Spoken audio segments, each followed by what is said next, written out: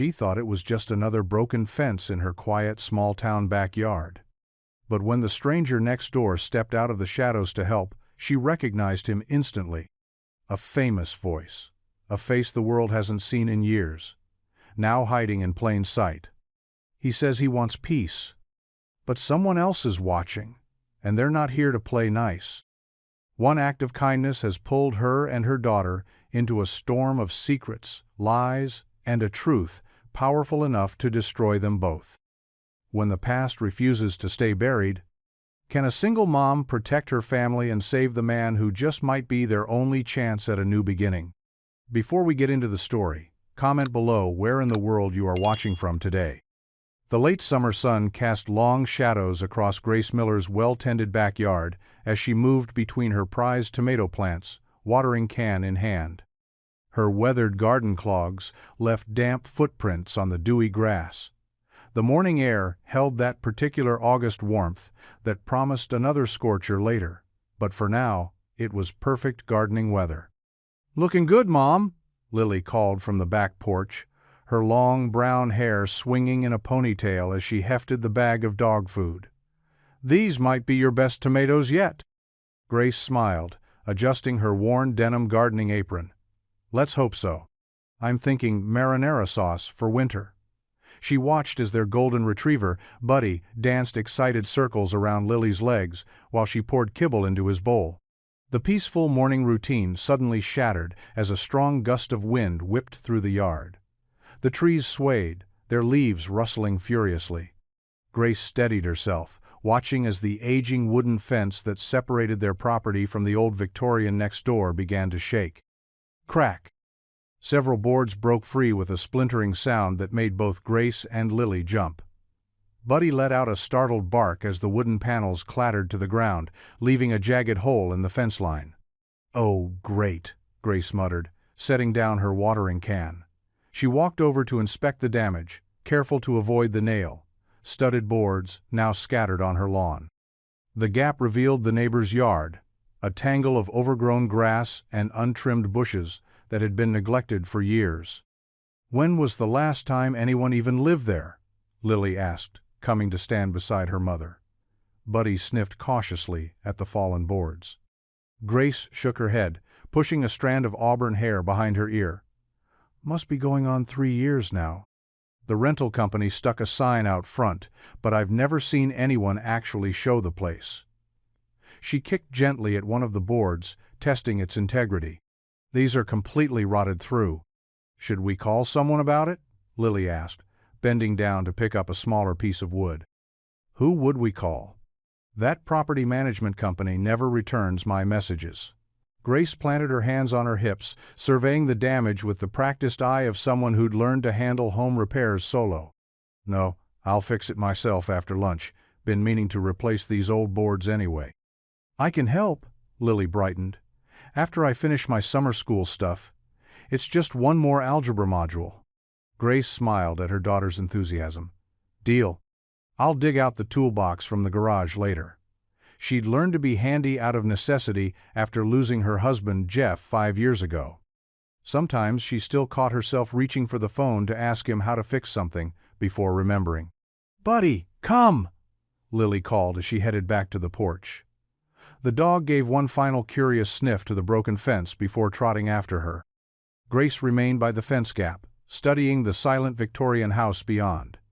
It was a beautiful old place, or it had been once, with its wraparound porch and ornate trim work now going to seed from neglect. The windows were dark, curtains drawn. The morning sun caught cobwebs stretching between the porch columns. As she stood there, a peculiar sensation crept over her. The hair on the back of her neck stood up, and her skin prickled with awareness. It was the distinct feeling of being watched, though she could see no movement in any of the windows, just shadows and silence. She shook her head, trying to dismiss the sensation. "You're being ridiculous," she muttered to herself. But she couldn't quite shake the feeling as she gathered up the fallen boards that somewhere in that dark house, unseen eyes were following her movements. The afternoon sun beat down on Grace's shoulders as she sorted through her red metal toolbox, pulling out what she'd need for the fence repair. The old boards lay scattered across her lawn like fallen soldiers, their weathered wood splintered beyond saving. She'd have to use the fresh lumber she kept in the garage for household projects. "Got everything?" Lily asked, emerging from the house with 2 glasses of lemonade. She'd changed into old jeans and one of her dad's old t-shirts that she used for messy jobs. "Almost." Grace wiped her forehead with the back of her hand.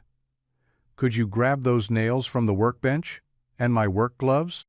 While Lily darted to the garage, Grace began prying away the remaining damaged boards. The nails creaked in protest as she worked the claw hammer, rust flaking off with each pull.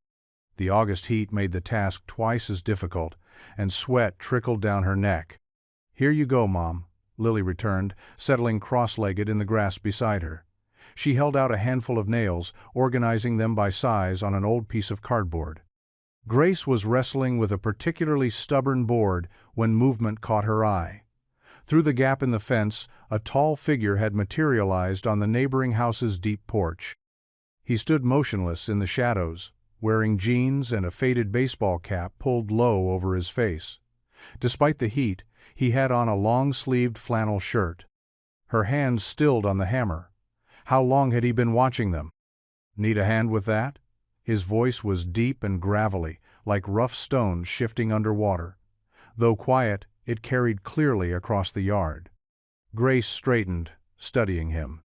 Despite his careful positioning in the shadows, she could tell he was broad-shouldered but lean, with the kind of tension in his posture that suggested he might bolt at any moment. She hesitated. Years of single-mom caution warring with practical need. The fence repair would go faster with help, and he was technically their neighbor. That would be appreciated, actually. He descended the porch steps with careful deliberation, as if each movement was choreographed to appear non-threatening. As he drew closer, Grace noticed his hands were calloused in a distinctive pattern she couldn't quite place. "I'm Grace Miller," she offered. "And this is my daughter, Lily." He nodded but didn't volunteer his own name. "Got spare gloves?" Grace handed him her extra pair, and he knelt to examine the damaged section of fence. "Post is rotted at the base," he observed. "Need to replace that first, or the whole thing will come down again in the next storm." His knowledge of construction was reassuring. They worked together methodically, with him taking the heavier tasks while Grace handled the detailed work. Lily continued to hold supplies, but Grace noticed her daughter's attention was fixed on their helper, her expression increasingly puzzled. The man's movements were efficient but careful, as if he was trying not to draw attention to himself. When he spoke, it was only to give brief instructions or ask for a tool. Yet there was something almost graceful about his economical movements, a rhythm to his work that seemed practiced. "Could you hand me that level?" he asked Lily, pointing to Grace's toolbox. When Lily passed it to him, she tilted her head, studying his partially hidden face with intense curiosity. A spark of recognition flashed in her eyes, though she said nothing, just kept sneaking glances when she thought he wasn't looking. The fence repair progressed steadily under their combined efforts. Grace had to admit he knew what he was doing.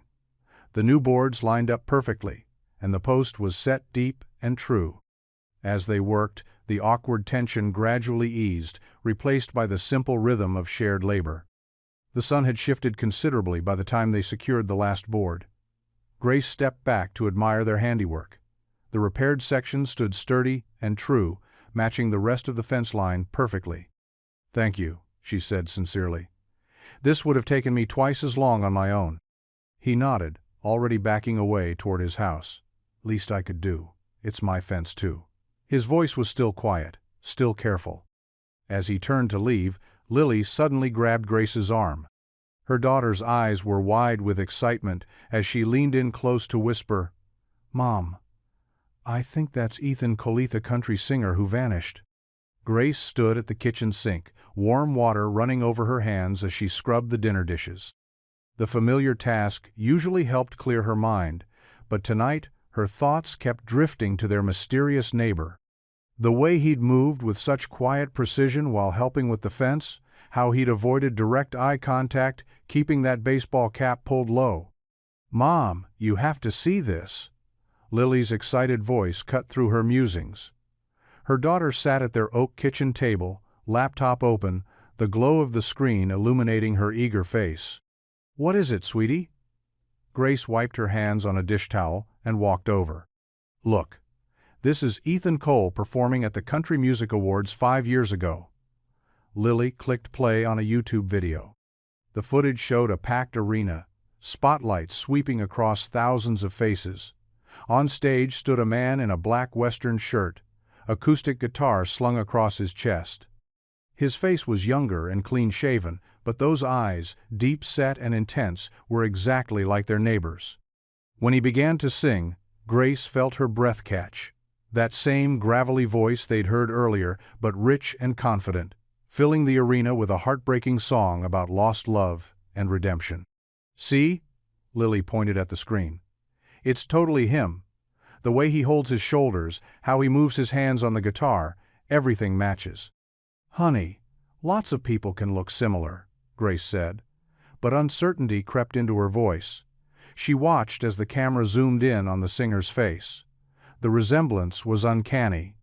Lily pulled up another video, this one from a morning talk show. Here he is, doing an interview. Listen to his speaking voice. The same distinctive tone, though smoother back then. Grace sank into a kitchen chair, her mind spinning.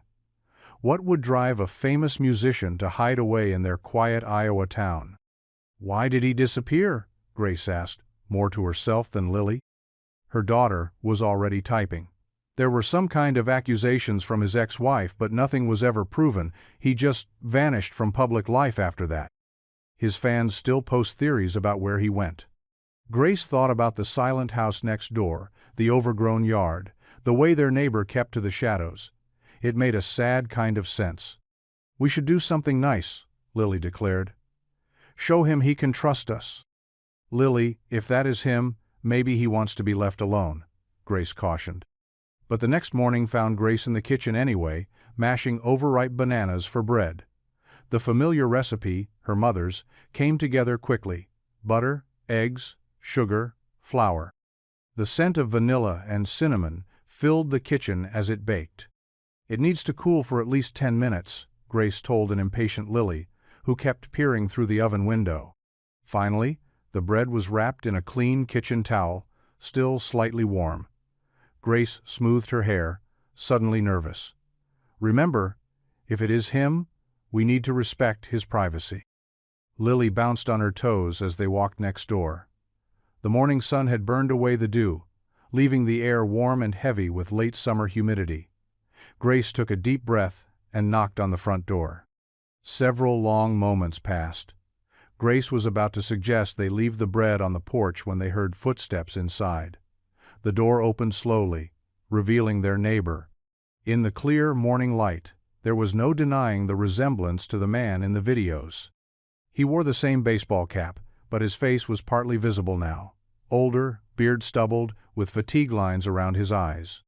Before Grace could speak, Lily burst out, "You're Ethan Cole, aren't you?" Grace watched his face change, a flicker of panic, then resignation. The silence stretched out, broken only by the distant sound of a lawnmower and the cheerful chirping of birds. Finally he spoke. "Yes." His voice was quiet but clear. "But I'd appreciate if you'd keep that to yourselves." Grace held out the banana bread. "We brought this as a welcome to the neighborhood, though I guess you've been here a while." He accepted the bread with a slight smile. "Thank you. That's very kind." His eyes darted between them, assessing. "I loved your song, Midnight in Memphis," Lily said eagerly. "I used to sing it with my dad." Something softened in Ethan's expression. "That was a good one." He shifted his weight, clearly uncomfortable with the conversation, but trying to be polite. "We won't tell anyone," Grace assured him. "Everyone deserves their privacy." He nodded, relief evident in his posture. "I appreciate that, more than you know." His voice had taken on that gravelly edge again. "It's been a long time since I could trust anyone." Grace wanted to ask more, about why he'd chosen their town, about what had really happened with his ex-wife, about whether he still made music. But she could see him withdrawing, his shoulders tensing. Well, we'll let you enjoy your bread, she said. Come on, Lily.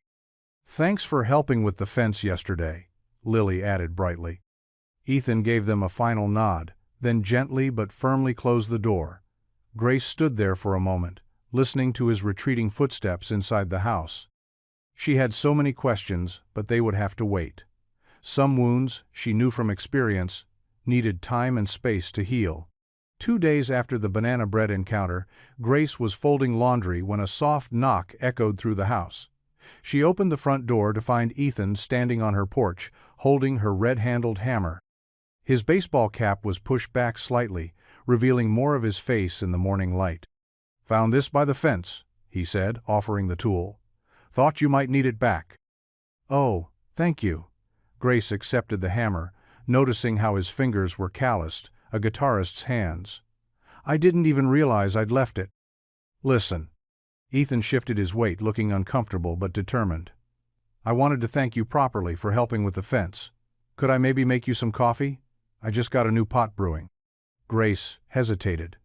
Lily appeared behind her, already nodding enthusiastically. "Can we, Mom? Please?" After a moment's consideration, Grace agreed. They followed Ethan across their joined yards to his front porch. The wooden steps creaked under their feet as they climbed up to the Victorian's entrance. Inside, the house smelled of cedar and old wood, with a layer of dust that spoke of minimal housekeeping. Sunlight filtered through lace curtains, creating patterns on the hardwood floors. In one corner, 3 guitars stood on stands, beautiful instruments that looked lonely and untouched. A baby grand piano dominated one wall, its lid closed, sheet music scattered across its surface. Near the entrance, Grace noticed stacks of unopened envelopes, fan mail, she realized, yellowing with age. The kitchen was more lived in, with a modern coffee maker gurgling on the counter. Ethan pulled out chairs at a small breakfast table. "Milk? Sugar?" "Just black for me," Grace said. "Lily doesn't drink coffee yet." "Hot chocolate?" he offered, and Lily's face brightened. As Ethan moved around the kitchen, Grace observed how he seemed more at ease in his own space, though still guarded. He set their drinks down and took a seat, wrapping his hands around his own mug. Lily's eyes kept drifting to the guitars in the corner. Finally, she couldn't contain herself anymore. Would you show me how to play something?" she asked, her voice quiet but hopeful. Ethan's hands tightened around his cup. For a moment, Grace thought he might refuse. Then his expression softened, and he stood up. "Sure. Why not?" He walked over to the guitars and lifted a weathered Gibson acoustic from its stand. The instrument's wood was worn smooth with age and use, telling stories of countless performances. "This old girl's been with me 20 years, he said, running his hand along the neck. "She's perfect for learning, nice low action, easy on the fingers." He pulled another chair closer to Lily and sat down. Grace watched as Ethan showed Lily how to hold the guitar, adjusting her arms and positioning her fingers on the fretboard. His instructions were gentle and patient, different from the man who'd hidden behind silence just days ago. "Now press down here, that's it, and strum," he guided. Lily struck the strings, producing a wobbly but recognizable G chord. Her whole face lit up with delight. "I did it!" "You sure did." Ethan smiled, and Grace noticed how it transformed his entire face, erasing years of worry lines. "Try it again, but this time press a little harder with your fingertips." The next attempt was clearer, and Lily beamed with pride. Ethan showed her how to transition to a C chord, then back to G. Her tongue stuck out slightly as she concentrated, a habit from childhood that appeared whenever she was learning something new. "Mom, look!" Lily called out, slowly switching between the chords. The changes weren't smooth yet, but the basic structure of a song was there. "That's wonderful, honey," Grace said, meaning it. She hadn't seen Lily this excited about something in a long time. Ethan demonstrated a simple strumming pattern, and soon the kitchen was filled with the halting but enthusiastic sounds of Lily's practice. When she fumbled a chord change, creating a discordant twang, they all laughed. "Don't worry," Ethan assured her. "Everyone sounds like that at first. You should have heard me when I started. Sounded like I was strangling a cat." This made Lily giggle harder, her fingers slipping completely off the strings. The guitar let out another awkward squawk, leading to more laughter. Through the window, Grace noticed movement outside. A figure in a dark hoodie walked slowly past the house, their pace deliberately casual. The person's head turned slightly toward the porch before they continued down the sidewalk and out of sight. The moment passed quickly, but it left Grace with an uneasy feeling, even as Lily continued her cheerful attempts at strumming. She glanced at Ethan and saw that he'd noticed too. His shoulders had tensed slightly, though he kept his attention on teaching Lily. The bell above Jerry's diner chimed as Grace pushed through the glass door, grateful for the blast of cool air that greeted her. The afternoon sun had turned Main Street into a furnace, and her quick trip to pick up groceries had left her longing for shade. She slid onto an empty stool at the counter, planning to treat herself to a glass of iced tea before heading home. The usual Grace? Sally, the waitress who'd been serving there since Grace was in high school, already had a glass in hand. "Please, extra ice today." As Sally filled her glass, Grace noticed Linda Peterson and Marie Wilson huddled at the far end of the counter, their heads close together in animated conversation. Their voices carried just enough for snippets to reach Grace's ears. "I'm telling you, Marie, he was in Thompson's Market at midnight," Linda whispered, stirring her coffee with unusual intensity. "Tom was doing the late inventory, and this man came in wearing a baseball cap and sunglasses. At midnight? Who wears sunglasses at midnight?" Marie leaned in closer. "Did Tom recognize him?" "He swears the guy looked familiar, like someone he'd seen on TV or something." Linda's voice dropped even lower. "And get this, he paid in cash and wouldn't use the rewards card when Karen offered." Grace sipped her tea slowly, her stomach tightening. She knew exactly who they were talking about. "A celebrity? Here?" Marie's laugh was sharp with disbelief. "In Cedar Grove? What would any famous person be doing in our little town?" "Hiding, maybe," Linda suggested. "You hear about those stars who crack under pressure. Maybe he's having some kind of breakdown." Grace set her glass down carefully, ice cubes clinking. The two women's speculation hit uncomfortably close to home. She thought about Ethan, alone in that big Victorian house, sneaking out at midnight just to buy basic supplies. After paying for her tea, Grace drove home with the grocery bags rustling in the back seat. The conversation at the diner played on repeat in her mind. Cedar Grove was small, barely 4,000 people. Secrets had a way of spreading like wildfire here.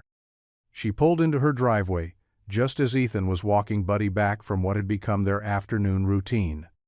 The dog had taken to visiting through the hole in the fence, and Ethan had started taking him for walks when Lily was busy with summer school. "Hey," she called out, lifting a bag from the car. "Got a minute?" Ethan nodded, handing Buddy's leash back to Lily, who had appeared on the porch. Grace led him around to the backyard, where the repaired fence stood as testament to their first meeting. The late afternoon sun cast long shadows across the grass. "I heard some talk in town today," she began gently, "about someone shopping at midnight wearing sunglasses." Ethan's shoulders stiffened. He took off his cap and ran a hand through his hair, a nervous gesture she'd noticed before. "Guess I wasn't as careful as I thought. Want to tell me what you're really doing here, Ethan?" Grace kept her voice soft, non-confrontational. "The full story?" He sank onto the wooden bench beneath her maple tree. For a long moment, he just stared at the ground, turning his cap over and over in his hands. When he finally spoke, his voice was rough with emotion. "5 years ago my ex-wife went to the tabloids," he began, "said I'd done things, terrible things. None of it was true, but she was angry about the divorce. Wanted to hurt me where it would count most, my reputation." Grace sat beside him, leaving space between them. "What kind of things?" "She claimed I'd been violent, controlling, said I'd threatened her." His laugh was bitter. "I've never laid a hand on anyone in anger my whole life. But once those stories hit the papers, it didn't matter what was true anymore." He looked up at the sky, blinking hard. "The police investigated, found nothing, because there was nothing to find. But by then," he spread his hands helplessly, "my label dropped me. Radio stations stopped playing my songs. People I'd known for 20 years wouldn't return my calls." "So you ran," Grace said quietly. Disappeared, he corrected. Bought this place through a lawyer, under a different name. Figured I'd stay here until people forgot about me. He turned to look at her directly. I'm not proud of hiding, but I didn't know what else to do. Grace thought about her late husband, about how the whole town had rallied around her after his death. She couldn't imagine facing tragedy alone, with everyone believing the worst about you. The tabloids still chase stories about me sometimes. He continued. Every few months, someone claims they've spotted me somewhere. Mexico, Canada, California. I've learned to be careful, hence the midnight shopping. But people are noticing anyway, Grace pointed out. Small towns notice everything eventually. I know, he rubbed his face wearily. Maybe it was stupid to think I could just vanish forever.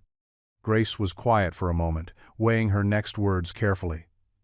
I believe you, she said finally. About your ex-wife, about all of it.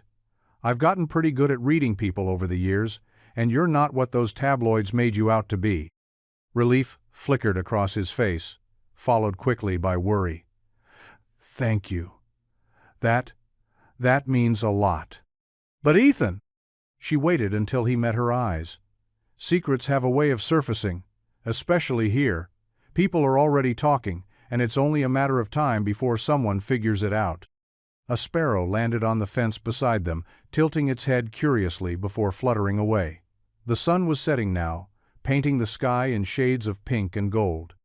In the growing dusk, Grace could see the weight of Ethan's isolation in the set of his shoulders, the shadows under his eyes.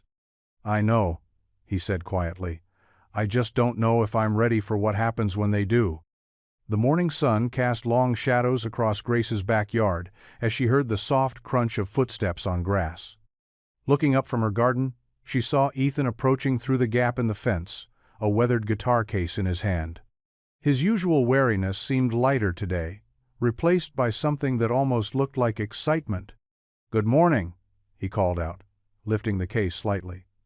I thought maybe Lily might want to hear something new today. Right on cue, Lily burst through the back door, still in her pajamas with uncombed hair. Mom said you were coming over. She bounced on her toes, eyes fixed on the guitar case. Are you really going to play for us?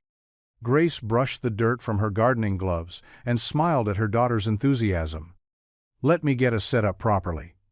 She grabbed the old quilt from the back porch and spread it under the maple tree, where patches of sunlight danced through the leaves. Ethan settled cross-legged on the blanket, carefully removing his guitar. It was a beautiful instrument, honey-colored wood gleaming despite its age. His fingers moved automatically to tune it, the familiar motions clearly second nature to him.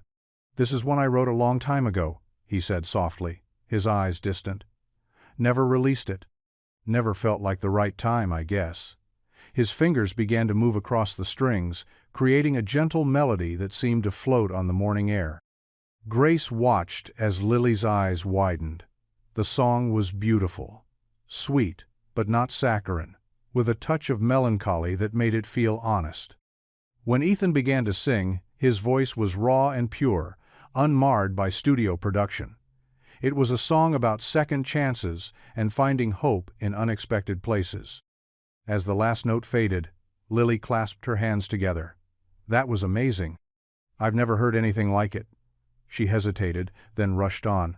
The County Fair talent show is in 2 weeks. Do you think maybe I could sing that? Would you teach it to me? Grace held her breath, watching Ethan's face. He'd been so protective of his privacy, so careful to stay hidden. Teaching Lily would mean hours of practice, more exposure, more risk. But Ethan's face softened as he looked at Lily's hopeful expression. You know what? I think that song's been waiting for the right voice. He smiled, a real smile that reached his eyes. We'd better get started, though. 2 weeks isn't much time.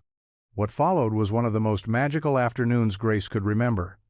Ethan proved to be a patient teacher, breaking down the melody into manageable pieces for Lily. His quiet encouragement brought out the best in her voice, and soon the backyard was filled with their harmonizing. Around mid-afternoon, Grace brought out a pitcher of fresh lemonade and watched them from the porch steps. Ethan had relaxed completely, demonstrating proper breathing techniques and showing Lily how to control her voice on the trickier notes. His usual guardedness had melted away, replaced by genuine joy in teaching. "Try it again," he said, "but this time feel the words. What does morning light mean to you? Think about that moment when the sun first hits your face." Lily closed her eyes, took a deep breath, and began again. Her voice soared clear and true, and Grace felt tears prick at her eyes. She hadn't heard her daughter sing like this since before her father died. They worked through the afternoon, taking breaks only to sip lemonade and rest their voices. Buddy lay at their feet, occasionally thumping his tail in appreciation. The golden retriever had accepted Ethan as part of their little family without hesitation, which Grace took as a good sign. As the sun began to sink toward the horizon, painting the sky in soft oranges and pinks, Lily's voice was beginning to show signs of fatigue. "Maybe we should call it a day," Grace suggested. "You don't want to strain your voice." "Just one more time through," Lily pleaded, and Ethan nodded indulgently. They began again, Ethan's guitar providing the gentle backdrop for Lily's voice. The evening air was still and perfect for carrying music. Grace closed her eyes, letting the harmony wash over her. Suddenly, the music stopped mid-verse. Grace's eyes snapped open to find Ethan rigid, his gaze fixed on something beyond their yard. Following his line of sight, she spotted a man at the far end of their street. Even from this distance, the camera in his hands was unmistakable. As they watched, the man turned quickly and hurried away, disappearing around the corner. The peaceful spell of the afternoon shattered. Ethan's hands gripped his guitar tightly, knuckles white against the wooden frame. His face a mask of tension as he stared at the spot where the photographer had stood. Grace marched across her backyard, pushing through the gap in the fence with determination. The afternoon sun cast long shadows as she approached Ethan's back door. Her knuckles rapped sharply against the wooden frame. Inside, she heard the shuffle of feet, then a pause. The door opened just enough for Ethan to peer out, his face tight with worry. "We need to talk about that man with the camera," Grace said firmly, crossing her arms. "This isn't just about you anymore. My daughter's involved now." Ethan's shoulders slumped. He stepped back, opening the door wider to let her in. The house was dim, curtains drawn against the afternoon light. His guitar lay on the coffee table beside scattered sheets of music. "I've seen him 3 times this week," Ethan admitted, running a hand through his disheveled hair.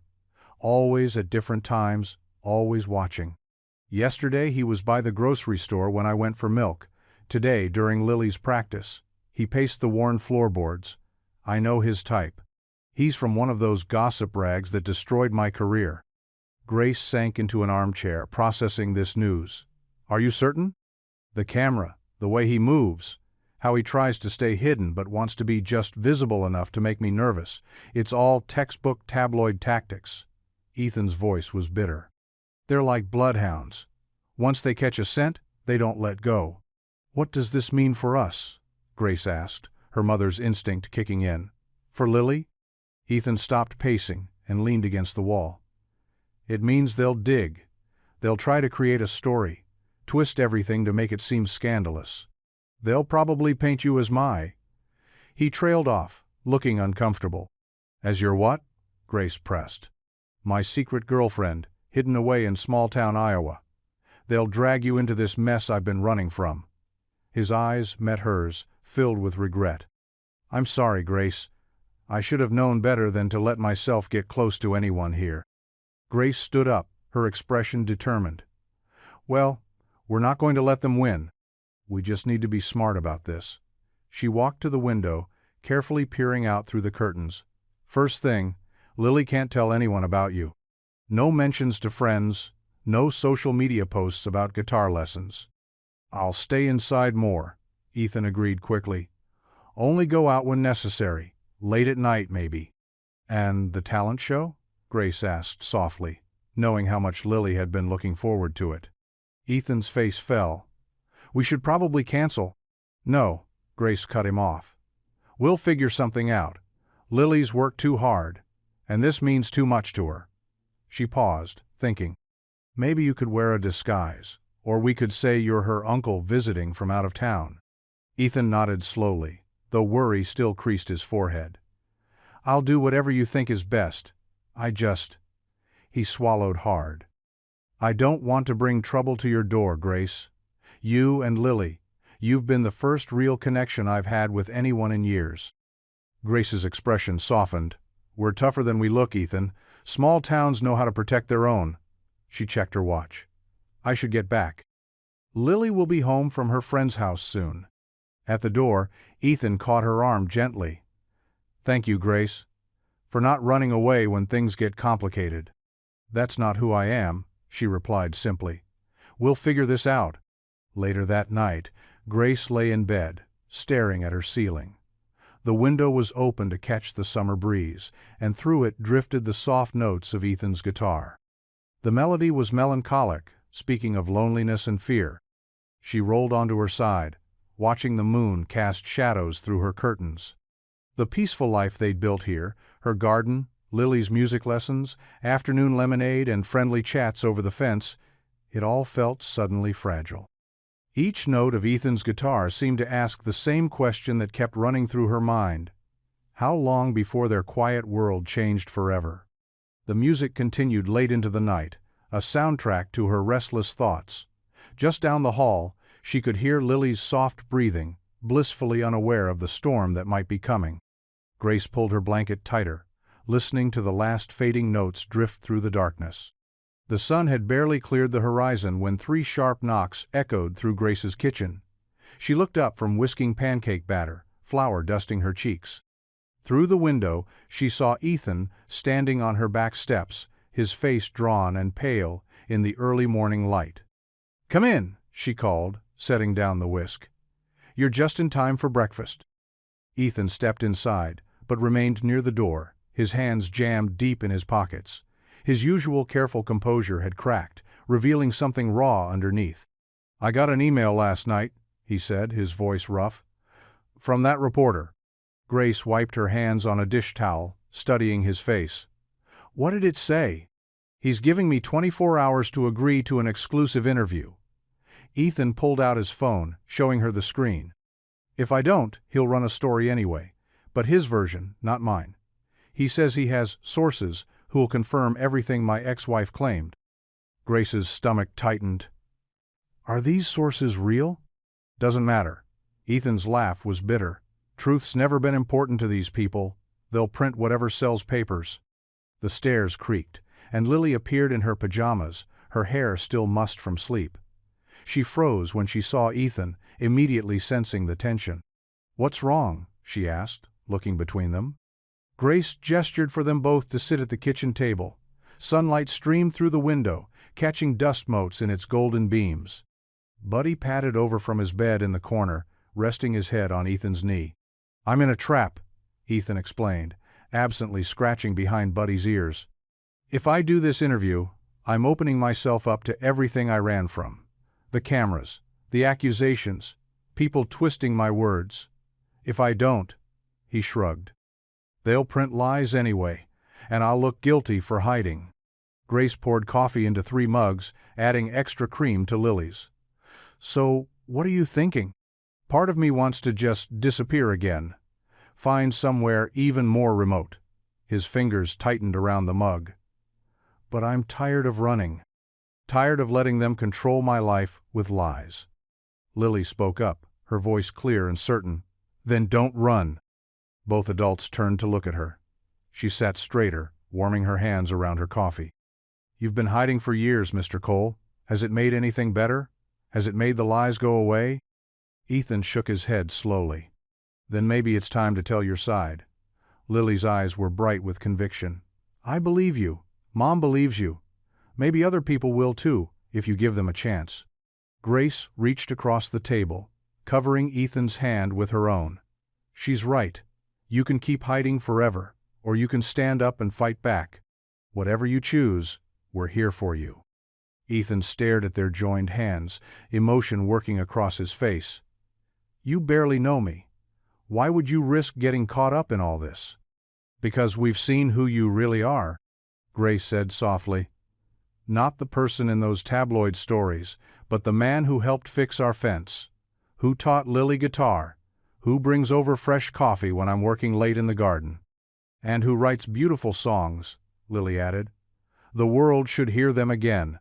Ethan's shoulders straightened slightly, some of the despair leaving his expression. "If I do this interview, it won't be pretty. They'll dig up everything, try to twist it all around. They might come after you two as well." "Let them try," Grace said firmly. "This town protects its own, and like it or not, you're one of us now."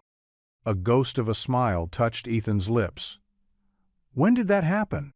"Probably somewhere between the fence repair and the third guitar lesson," Lily grinned. Ethan took a deep breath, squaring his shoulders. "All right, I'll do it. But I need to do it right this time. Get a lawyer involved, make sure everything's documented properly." Grace nodded. "We can help you find someone. My friend Sarah's husband practices law in Cedar Rapids." They spent the next hour at the kitchen table, the pancakes growing cold as they outlined a plan. Grace made notes while Ethan listed names of people who could verify his side of the story. Lily contributed ideas about using social media to share his music again. The morning sun climbed higher, filling the kitchen with warm light. Through the window, birds flitted between the feeders Grace had hung along the fence. The scene was so peaceful, so normal, it was hard to believe they were planning a battle strategy. "Thank you," Ethan said suddenly, his voice thick. "Both of you. I forgot what it felt like to have people in your corner." Grace squeezed his hand again. "You're not alone anymore." Lily jumped up to hug him, and after a startled moment, he hugged her back. Grace watched them, her heart full of equal parts hope and worry for what lay ahead. None of them noticed the subtle movement across the street, where a man lifted his camera. Through his telephoto lens, he captured the perfect shot, the reclusive star embracing a teenage girl while her mother looked on with obvious affection. It would make an excellent lead photo for his story, whatever version of it ended up running. The shutter clicked silently, freezing the moment forever. The bell above Treasures, Fine's thrift store jingled as Grace led Ethan through the door. The familiar scent of old books and well-worn clothes filled the air. Morning sunlight filtered through dusty windows, creating warm patches on the wooden floor. "First step in small-town camouflage," Grace said, steering him toward the men's section. "You need to look less Nashville and more Iowa." Ethan glanced down at his designer jeans and fitted black t-shirt. "What's wrong with how I dress?" "Nothing, if you want people to keep staring." Grace rifled through a rack of shirts, pulling out a faded blue flannel. "Try this on." Mrs. Peterson, the elderly shop owner, peered at them over her reading glasses. "Morning, Grace. Haven't seen you in here for a spell." "Hi, Mrs. Peterson, just helping my new neighbor find some work clothes." Grace kept her voice casual, the way she'd practiced.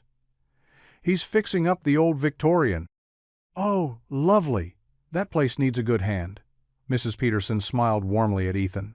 "Let me know if you need anything, dear." Grace watched Ethan relax slightly at the ordinary interaction. She handed him a stack of clothes, worn jeans, flannel shirts, and a canvas jacket that looked like it had actually seen some farm work. In the small changing room, Ethan tried on the first outfit. When he stepped out, Grace nodded approvingly. The loose-fitting jeans and soft flannel made him look like any other local handyman. "Much better," she said. "Now for the boots." They found a pair of scuffed work boots that fit perfectly. At the register, Mrs. Peterson chatted about the weather and her granddaughter's piano recital. Ethan managed a few natural responses, and Grace felt a small surge of pride. Next stop was Kim's Cut Style, where Grace's friend Kim had agreed to open early just for them. The tiny salon smelled of shampoo and coffee. "So, this is the mysterious neighbor," Kim said, gesturing to her chair. Her eyes widened slightly. Grace had warned her who he was, but she kept her professional smile. "What are we thinking today?" "Something casual," Grace answered. "Maybe shorter on the sides, longer on top, less distinctive?" Ethan caught her eye in the mirror and gave a small nod. Kim draped the cape around his shoulders and got to work. Grace watched as his carefully styled hair transformed into something softer, more approachable. When Kim finished, he looked 5 years younger, and notably less like his album covers. "Perfect," Grace said. "Very small town, Iowa." They spent the rest of the morning running errands, practicing what Grace called local behavior. At the hardware store, they discussed paint colors for his porch with old Mr. Jenkins. At the grocery store, they debated which apples were best for pie with Mrs. Martinez. "The trick," Grace explained as they loaded bags into her car, "is to care about the little things, ask about people's gardens, comment on the weather, remember names." Ethan nodded, helping her with a heavy bag. "It's strange. In Nashville, everyone wanted something from me. Here, they just want to talk about their tomato plants." "That's small-town life for you," Grace smiled. "Simple, but real." They stopped at the diner for lunch, sliding into a booth by the window. Sally, the waitress, didn't bat an eye at Ethan's presence, just recommended the meatloaf special and topped off their water glasses. "See?" Grace said after Sally left. "You're already blending in." "Thanks to you." Ethan's voice was quiet, sincere. "I forgot what it feels like to just exist, without cameras or expectations." The afternoon sun was turning golden when they returned to Grace's yard. Lily sat on the porch steps with her guitar, practicing chord transitions. Her face lit up when she saw them. "Mom! Ethan! How do I look?" She jumped up and spun around, showing off her own thrift store find. A vintage denim jacket covered in patches. "Very cool," Ethan said, setting down their bags. "Perfect for a performer." He listened as she played through the song they'd been practicing, his expression thoughtful. When she finished, he nodded slowly. "You know what? I think you're just about ready for the big night. Your rhythm's steady, and you're hitting all the right notes." Lily beamed at the praise, hugging her guitar close. The setting sun painted everything in warm shades of amber and gold, and for a moment, Grace could almost forget about reporters and scandals.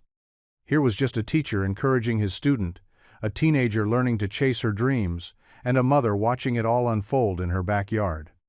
The late summer evening wrapped around them like a warm blanket as Grace plugged in the string lights that zigzagged across her backyard.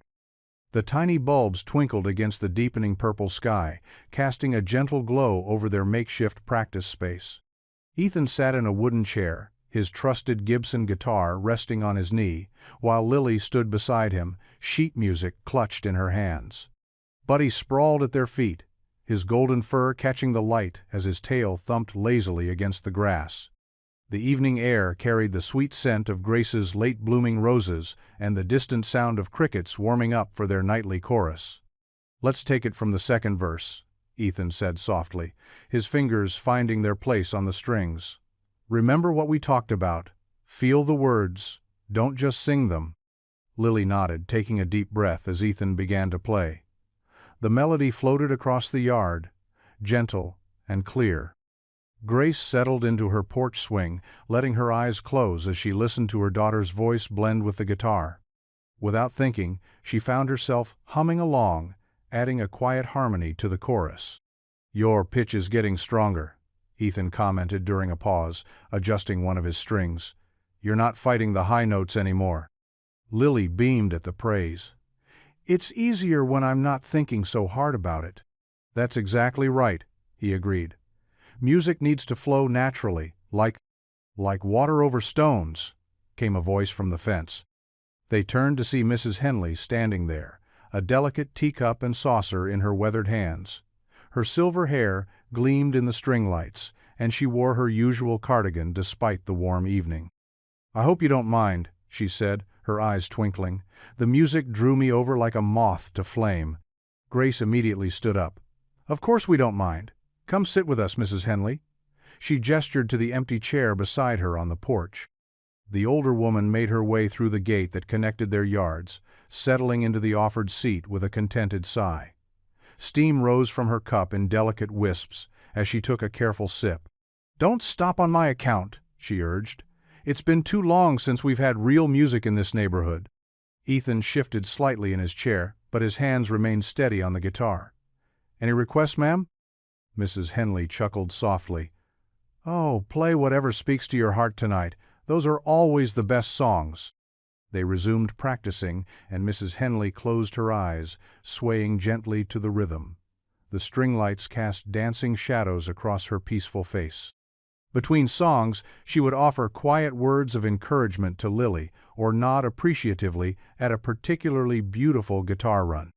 After Lily worked through the talent show piece twice more, Ethan began playing something different, a slower, more contemplative melody that seemed to rise from somewhere deep within him. His fingers moved across the strings with practiced ease, but there was nothing showy about it. The music spoke of quiet nights and hard-won peace. When the last note faded into the evening air, Mrs. Henley opened her eyes. "Now that," she said, setting her empty teacup aside, "was honest music." Ethan looked up, surprise flickering across his face. "Honest?" "Yes, honest." She nodded firmly. "Some musicians play to impress, others to hide behind their instruments. But you, Mr. Cole, you play like you're having a conversation with your own soul." She smiled gently. "And that's the kind of music worth listening to." Grace watched as Ethan absorbed these words, noting how his shoulders relaxed slightly. It was the first time someone had talked about his music without mentioning his past or his fame. Lily yawned, trying to hide it behind her hand, but Grace caught it. "Time for bed, sweetheart. You've got that math test tomorrow." "Just one more song?" Lily pleaded, but another yawn betrayed her. "The music will still be here tomorrow," Grace assured her. "Say goodnight to everyone." After Lily had hugged them all and headed inside, with Buddy trailing faithfully behind her, Grace rose to walk Mrs. Henley home. The older woman gathered her teacup and saucer, pausing to look at Ethan. "Thank you for sharing your gift with us tonight," she said warmly. "Music has a way of healing places in us we didn't even know were hurting." Ethan ducked his head slightly. "Thank you for listening, ma'am." Grace and Mrs. Henley walked slowly along the familiar path between their houses, their footsteps quiet on the dewy grass. The string lights grew dimmer behind them, but the moon provided enough light to see by. Just before they reached her back door, Mrs. Henley placed a gentle hand on Grace's arm. "Fame doesn't hide forever, dear," she said softly. "Be ready." The county fairgrounds hummed with life as families streamed through the entrance gates. Paper lanterns swayed in the gentle evening breeze, and the aroma of cotton candy and grilled corn wafted through the air. Grace walked between Lily and Ethan, her heart racing with a mixture of excitement and worry. "You're going to do great, honey," Grace said, squeezing Lily's hand. The 14-year-old clutched her sheet music, nodding but too nervous to speak. Ethan adjusted his baseball cap, pulling it lower over his eyes. He carried his Gibson guitar in its weathered case, trying to blend in with the other performers' parents. A few people glanced their way, but most were too caught up in the festive atmosphere to pay them much attention. The small stage stood at the far end of the fairgrounds, decorated with fresh hay bales and strings of twinkling white lights. Simple wooden chairs faced the performance area, already filling with audience members. A hand-painted banner, reading, "Annual County Fair Talent Show," fluttered above the stage. "Let's find the sign, in table," Grace suggested, leading them toward a folding table where a woman with gray hair checked names off a list. "Lily Miller?" the woman asked, smiling warmly. "You'll be performing 7th, and this is your accompanist?" She gestured to Ethan. "Yes, ma'am," Ethan replied quietly, keeping his head slightly down. "Just helping out." They found a quiet spot behind the stage where other contestants warmed up. A young boy practiced juggling, while 2 girls in matching dresses rehearsed a dance routine. Lily paced back and forth, humming under her breath. "Remember what we practiced," Ethan said softly, taking his guitar out of its case. "Just focus on the music. Pretend we're back in the backyard with Buddy." Lily managed a small smile. "I wish he was here." Grace watched as Ethan guided Lily through a quick warm-up, his patient instruction helping to calm her daughter's nerves. The bond between them had grown stronger over their weeks of practice, and it showed in the way they communicated through small nods and subtle gestures. As the show began, they listened to the other performances. An elderly man played harmonica, earning warm applause. The juggling boy dropped only one ball. The dancing sisters twirled in perfect sync. "Miller, Lily," called the stage manager. "You're up next." Grace hugged her daughter tight. "You've got this, sweetheart." Ethan and Lily climbed the 3 wooden steps to the stage. The lights caught the dust motes swirling in the air as they took their positions. Lily at the microphone, Ethan seated on a stool slightly behind her. The audience quieted as Ethan's fingers found the opening chords. The melody rose clear and strong in the evening air, and when Lily began to sing, Grace felt tears spring to her eyes. Her daughter's voice carried the song's emotion perfectly, just as Ethan had taught her. The crowd sat transfixed as the music swelled and softened, telling its story of hope and second chances. As the last note faded, there was a moment of silence before the applause erupted. People stood, clapping enthusiastically. Mrs. Henley, who had come to support them, wiped her eyes with a handkerchief. Lily beamed, her earlier nervousness forgotten in the warmth of the response. The remaining acts performed, but Grace hardly noticed them.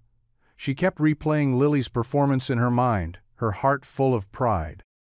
When the judges finally gathered to make their decision, the anticipation in the crowd was palpable. "In third place," announced the head judge, "Tommy Chen with his amazing juggling routine." The boy stepped forward to accept his bronze medal, grinning broadly. In second place, the Peterson sisters and their dance number. The girls in matching dresses hugged each other, accepting their silver medals. And in first place, the judge paused dramatically, Lily Miller, with her beautiful rendition of Second Chances. The crowd erupted again, as Lily stepped forward, stunned. Grace cheered loudly, not caring who noticed her tears now. Ethan remained in the background but smiled broadly as Lily accepted her gold medal and a small trophy. After the ceremony, they made their way to the food stands, where Grace insisted on buying funnel cakes to celebrate. They found a quiet picnic table away from the main crowd, where Lily could hardly sit still as she relived every moment. "Did you see their faces when I hit that high note?" she asked, powdered sugar dusting her chin. "Just like we practiced." "You nailed it, kiddo," Ethan said warmly, his own funnel cake untouched. "Every single note." Grace reached across the table and squeezed her daughter's hand. "I'm so proud of you, honey. Both of you," she added, meeting Ethan's eyes. "You make quite a team." They lingered over their treats, laughing and talking about the other performances, sharing this perfect moment together. The evening had turned out better than any of them could have hoped. As the crowd began to thin, they decided to head home. Walking toward the parking lot, Lily clutched her trophy while Ethan carried his guitar case. Grace felt light, happy, convinced that everything would be all right now. Then came the flash bright and sudden in the darkness. A figure darted away into the shadows, but it was too late. The damage was done. The moment had been captured, preserved forever by an unknown photographer's lens. Grace's phone buzzed against her nightstand at 6:42 a.m., jolting her awake. Then it buzzed again, and again. She reached for it, squinting at the screen through sleepy eyes. Her stomach dropped as she saw dozens of message notifications flooding in. "Oh no," she whispered, sitting up in bed. The first text was from her sister, with a link to a gossip website. The headline screamed in bold letters, "Disgraced star hiding with mystery woman and teen girl." Below it was the photo from last night, crystal clear despite the darkness. Ethan's face was partially visible under his cap as he helped load equipment into Grace's truck. She stood next to him, laughing at something, while Lily beamed in her performance dress, still holding her first-place ribbon. Grace's hands shook as she scrolled through more messages. Friends asking if it was really her, if she was okay, if she knew what she was getting into. The story beneath the photo was worse, full of speculation and thinly veiled accusations about Ethan's relationship with them. "Mom?" Lily appeared in the doorway, already dressed for the day. "My friend Jessica just sent me." "I know, honey." Grace was already pulling on her robe. "I need to check on Ethan." They hurried next door, not bothering to change out of their pajamas. Grace knocked on Ethan's front door, then knocked harder when there was no response. Finally, they heard heavy footsteps approaching. Ethan yanked the door open. His face was pale with anger, his eyes red-rimmed as if he hadn't slept. "You shouldn't be here," he said roughly, but stepped back to let them in. The living room was a mess. Drawers had been pulled open, contents scattered. A duffel bag lay on the couch, already half filled with clothes. "What are you doing?" Grace asked, though the answer was painfully obvious. "What does it look like?" Ethan grabbed another handful of shirts from a drawer. "I'm leaving. I should have known better than to stay in one place this long." "But you can't." Lily stepped forward, her voice cracking. "The reporter just took a picture. That doesn't mean..." "Doesn't mean what?" Ethan turned on her, his voice sharp with fear and frustration. "Doesn't mean they'll tear apart your lives looking for dirt on me? Doesn't mean they'll camp outside your house, follow you to school, make up lies about your mom?" "We can handle it," Grace said firmly, even as her heart raced at the thought. "Running away won't solve anything." "It solved things for 5 years before this." Ethan stuffed a pair of boots into the bag. "I never should have let myself get comfortable here." "Never should have." He glanced at them, then looked away quickly. "Never should have what?" Grace pressed. "Never should have made friends? Never should have helped teach Lily music? Never should have started living again?" Ethan's hand stilled on the zipper of his bag. "You don't understand what these people are capable of. The stories they'll write, the ways they'll twist, everything." His voice grew hoarse. "They'll say I'm corrupting your daughter. They'll dig up everything about your past, about your husband." "Let them." Grace stepped closer. "We have nothing to hide, and neither do you, not anymore." "Please, don't go," Lily pleaded, tears spilling down her cheeks. "We can figure this out together." For a moment, Ethan's resolve seemed to waver. He looked at Lily's tears, at Grace's determined face, at the guitar still standing in the corner where he'd been teaching Lily just yesterday. But then his phone buzzed on the coffee table, another news alert, no doubt, and his expression hardened. "I'm sorry," he said, zipping the bag closed. "I can't do this again. I can't drag you both down with me." Grace reached for his arm. "Ethan, wait!" But he was already moving past them, bag slung over his shoulder. They followed him out to his truck, watching helplessly as he threw the duffel in the back. Lily ran forward and grabbed his sleeve. "At least tell us where you're going," she begged. Ethan gently pulled free of her grip. "It's better if you don't know." He opened the driver's door, then paused. "I'm sorry," he said again, not looking at either of them. "Thank you both. For everything." The truck's engine roared to life. Grace held Lily as they watched him back out of the driveway. Within moments, he was gone, leaving only tire tracks in the gravel and the sound of Lily's quiet sobs. The evening sun cast long shadows across Main Street as Grace and Lily climbed into their old blue Honda. Grace's hands trembled slightly as she turned the key in the ignition. Lily sat beside her, clutching her phone, repeatedly checking for any messages from Ethan. "He couldn't have gone far, Mom," Lily said, her voice tight with worry. "His guitars are still at the house. I checked through the window." Grace nodded, trying to stay focused as she pulled onto the road. "We'll find him, honey. He's probably just scared and needs time to think." They started with the obvious places, the small cluster of motels near the highway interchange. At each stop, Grace showed Ethan's photo to tired-looking desk clerks while Lily scanned the parking lots for his distinctive red pickup truck. The Sky View Motor Lodge yielded nothing. Neither did the Sunset Inn or the Highway Rest Motel. With each failed attempt, the knot in Grace's stomach grew tighter. "Let's try the diners," Grace suggested, noticing Lily's drooping shoulders. "He has to eat sometime." They stopped at Earl's Truck Stop Cafe, where fluorescent lights buzzed over nearly empty booths. The midnight waitress hadn't seen anyone matching Ethan's description. The same at the 24-hour diner on Route 6 and at Pete's Place near the county line. By 11:30, they'd expanded their search to the next town over. Lily had fallen quiet, her earlier optimism fading with each passing hour. Grace's eyes burned from strain as she peered through the darkness, checking every vehicle they passed. Maybe we should go home, Lily whispered, her voice cracking. What if he doesn't want to be found? Grace reached over and squeezed her daughter's hand. 5 more minutes, then we'll. Her words trailed off as they rounded a curve on the old state road. There, in the gravel lot of the roadside rest motel, sat Ethan's red pickup truck. The motel was a single-story structure that had seen better days.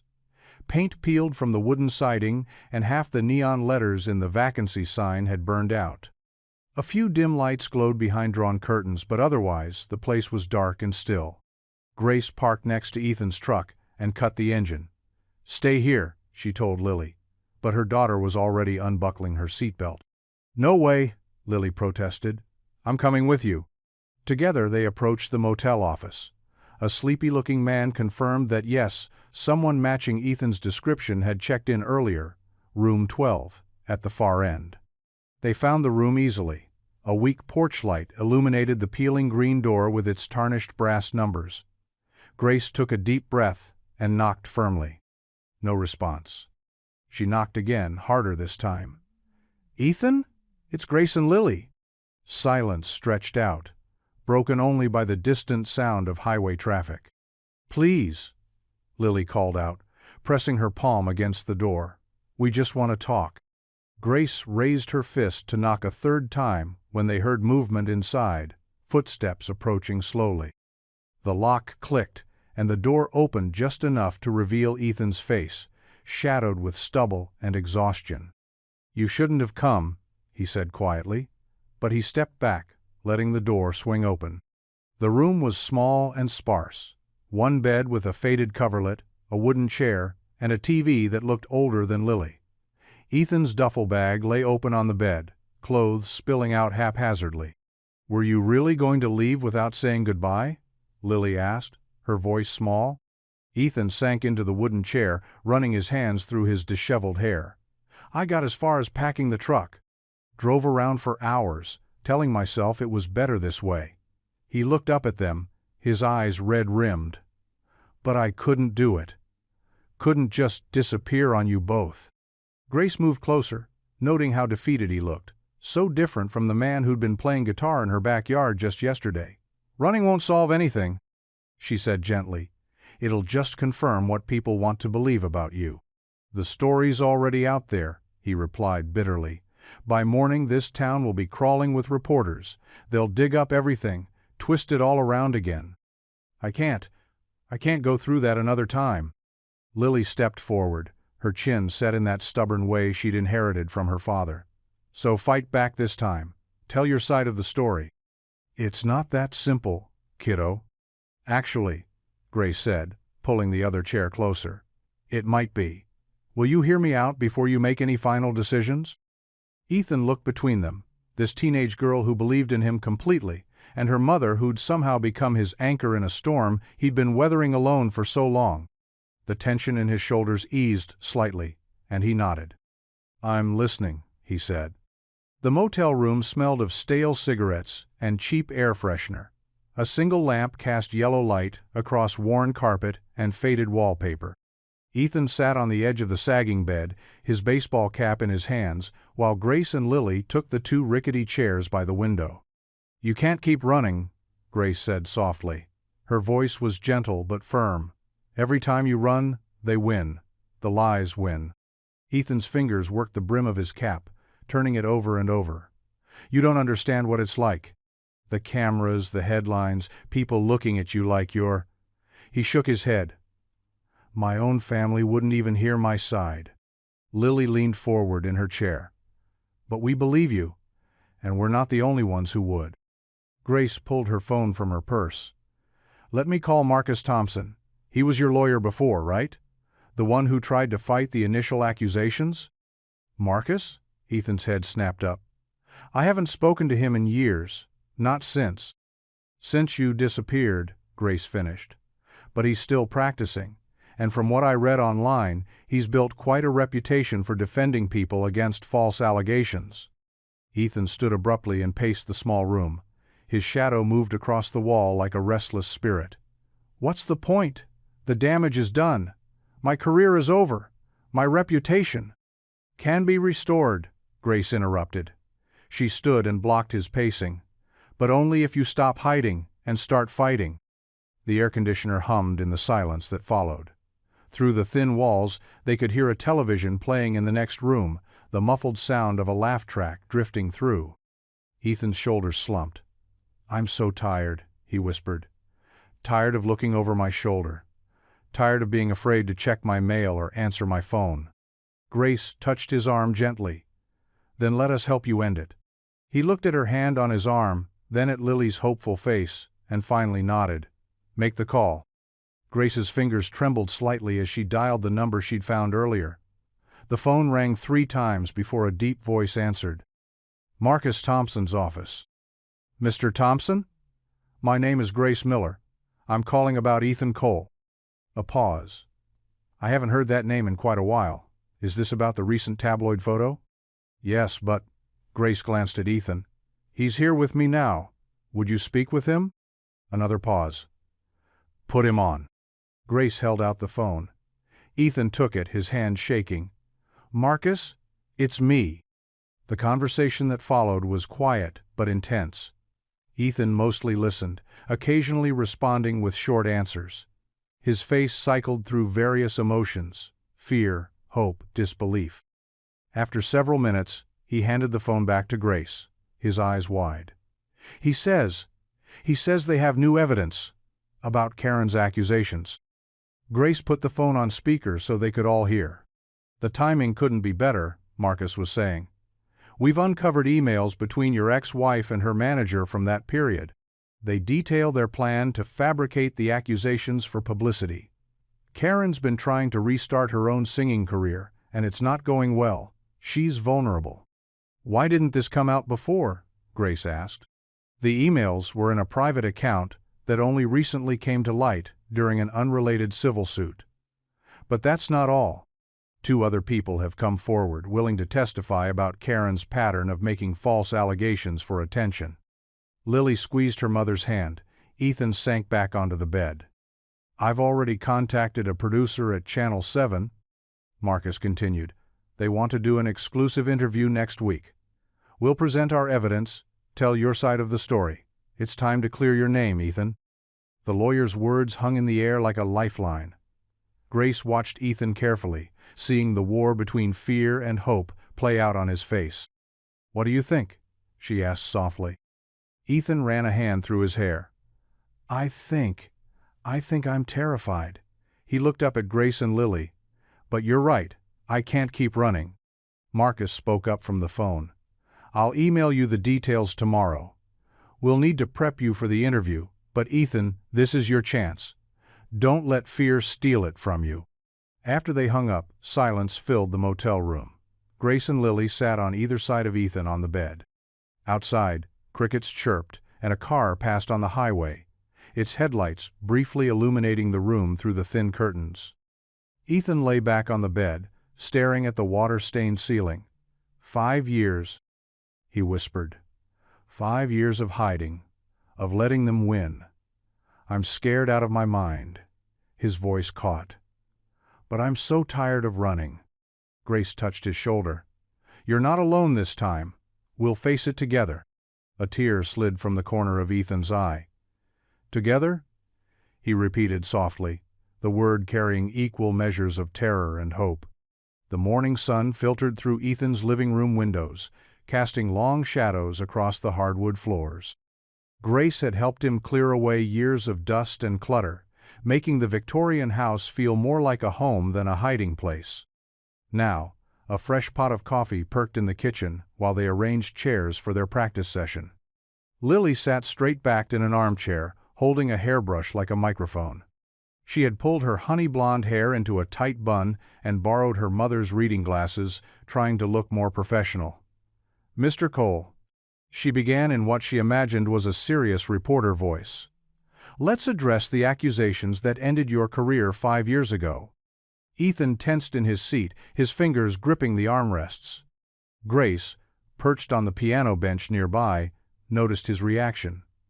"Remember to breathe," she said softly. "Just like we practiced." He nodded, taking a deep breath. "I understand why people want answers," he said, his voice steadier than before. "The allegations were serious, and I took them seriously. But they were false." "And yet you ran?" Lily pressed, showing surprising insight in her role play. "Why disappear if you were innocent?" Ethan's jaw tightened.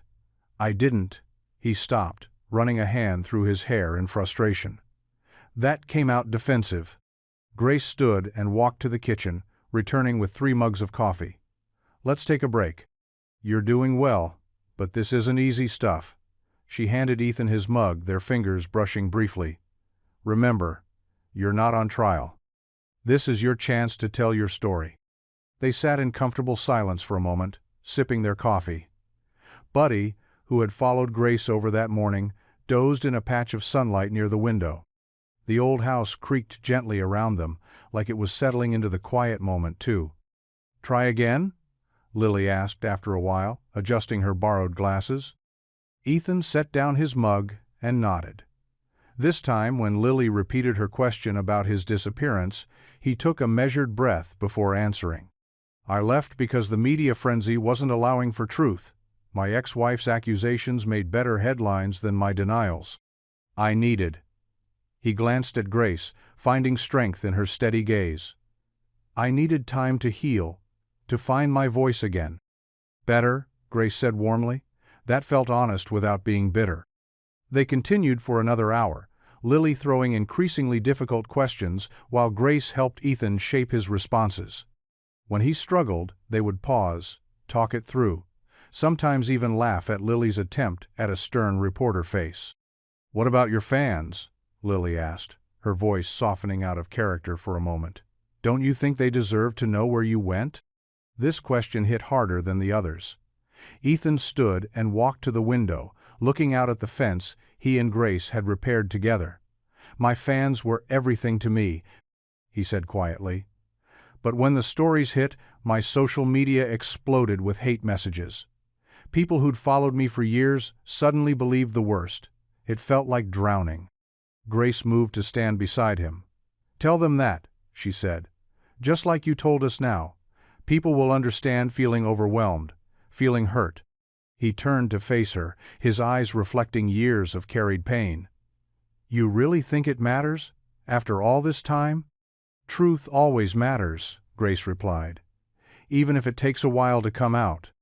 They returned to their seats, and Lily pulled out a notebook where they'd written key points to cover. The afternoon sun crept across the floor as they worked, turning the dust motes golden. Occasionally, neighbors would walk past outside, some waving now that they'd grown used to seeing activity at the old house again. During another coffee break, Lily started humming one of Ethan's old songs, one about finding your way home. A small smile tugged at his lips as he recognized the tune. "You know what might help," Grace suggested. "Bring your guitar to the interview, not to play necessarily, but as a reminder of who you are at heart. You're not just someone defending against accusations, you're an artist who's been missed." Ethan considered this, then walked to the corner where his Gibson rested in its stand. He ran his fingers along the worn wood, picking it up with familiar ease. Without speaking, he began playing softly the same song Lily had been humming. The music seemed to release something in the room. Grace watched as his shoulders relaxed, his expression softened. This was the man she'd first glimpsed through the fence gap, the one who'd taught her daughter guitar chords and brought music back into their lives. As the last notes faded, Ethan stood and walked back to the window. The late afternoon light caught the white paint of the mended fence, the fence that had started everything. He pressed his palm against the cool glass, his reflection overlaying the outdoor scene. "I hope," he said quietly, almost to himself, "that the truth will finally set me free." The small TV studio buzzed with quiet activity as technicians adjusted lights and checked microphones. Grace and Lily sat in the green room, watching the feed on a mounted screen, while Ethan settled into a leather chair across from the interviewer, Sarah Chen, a respected journalist known for her fair reporting. Under the harsh studio lights, beads of sweat dotted Ethan's forehead. He wore a crisp blue button-down shirt that Grace had helped him pick out, and his normally guarded expression held a mix of determination and vulnerability that made Grace's heart ache. "We're live in 5, 4, 3. The floor director's silent counting continued with hand signals. Sarah Chen smiled warmly at the camera. "Good evening. Tonight, we have an exclusive interview with country music star Ethan Cole, who disappeared from the spotlight 5 years ago following controversial allegations. Mr. Cole, thank you for being here." Ethan's hands gripped the armrests, but his voice remained steady. "Thank you for having me, Sarah." "Let's start at the beginning," Sarah said, leaning forward slightly. "What really happened 5 years ago?" Ethan took a deep breath. "I was at the height of my career. My album had just gone platinum, and I was on tour when my ex-wife, Amanda, went to the press with accusations that I'd been violent during our marriage. It blindsided me completely." "And these allegations were never proven?" "No charges were ever filed because there was nothing to charge me with," Ethan said, his voice growing stronger. "But Amanda knew exactly what she was doing. She timed her story to coincide with her own album release, and the media. They ran with it without checking facts." In the green room, Grace watched Ethan's face on the monitor, noting how his jaw tightened when he mentioned Amanda's name. Lily squeezed her mother's hand. Sarah consulted her notes. "You chose to disappear rather than fight the allegations. Why?" "The tabloids were relentless," Ethan explained. "They camped outside my house, followed me everywhere. Every denial I made was twisted into looking like I was attacking Amanda. My own record label started distancing themselves. His voice cracked slightly. "I couldn't write anymore. The music just dried up." The camera pulled in closer as Ethan continued. "I had to choose between fighting a losing battle in public or walking away to preserve what was left of myself. So, I left Nashville, sold most of what I owned, and found a quiet place to heal." "And that's where you met Grace Miller? And her daughter?" A small smile touched Ethan's lips. "They fixed my fence. Well, technically, they fixed their fence, but it connected our yards. They showed me what real friendship looks like, what trust feels like again." Sarah nodded thoughtfully, then turned to address someone off camera. "We have Martin Walsh here, Mr. Cole's attorney. Mr. Walsh, you've recently uncovered new evidence regarding these allegations?" Martin Walsh, a silver-haired man in his 60s, stepped into frame carrying a leather briefcase. He sat in an adjacent chair and removed several documents. "Yes, we have," Walsh said, his tone measured but confident. "Through a thorough investigation, we've obtained emails between Amanda Cole and her publicist dating from 2 weeks before she went public with her accusations. These emails explicitly discuss fabricating the abuse allegations to generate publicity for her upcoming album release." The studio grew absolutely still. Walsh continued. "Additionally, we have sworn affidavits from 3 former household staff members who worked for the Coles during their marriage. All 3 state unequivocally that they never witnessed any aggressive behavior from Ethan and, in fact, document multiple instances of Amanda's volatile temper." Sarah accepted the documents, scanning them briefly. "These emails appear to be quite damning, Mr. Walsh. Have they been authenticated?" "By 3 independent digital forensics experts," Walsh confirmed.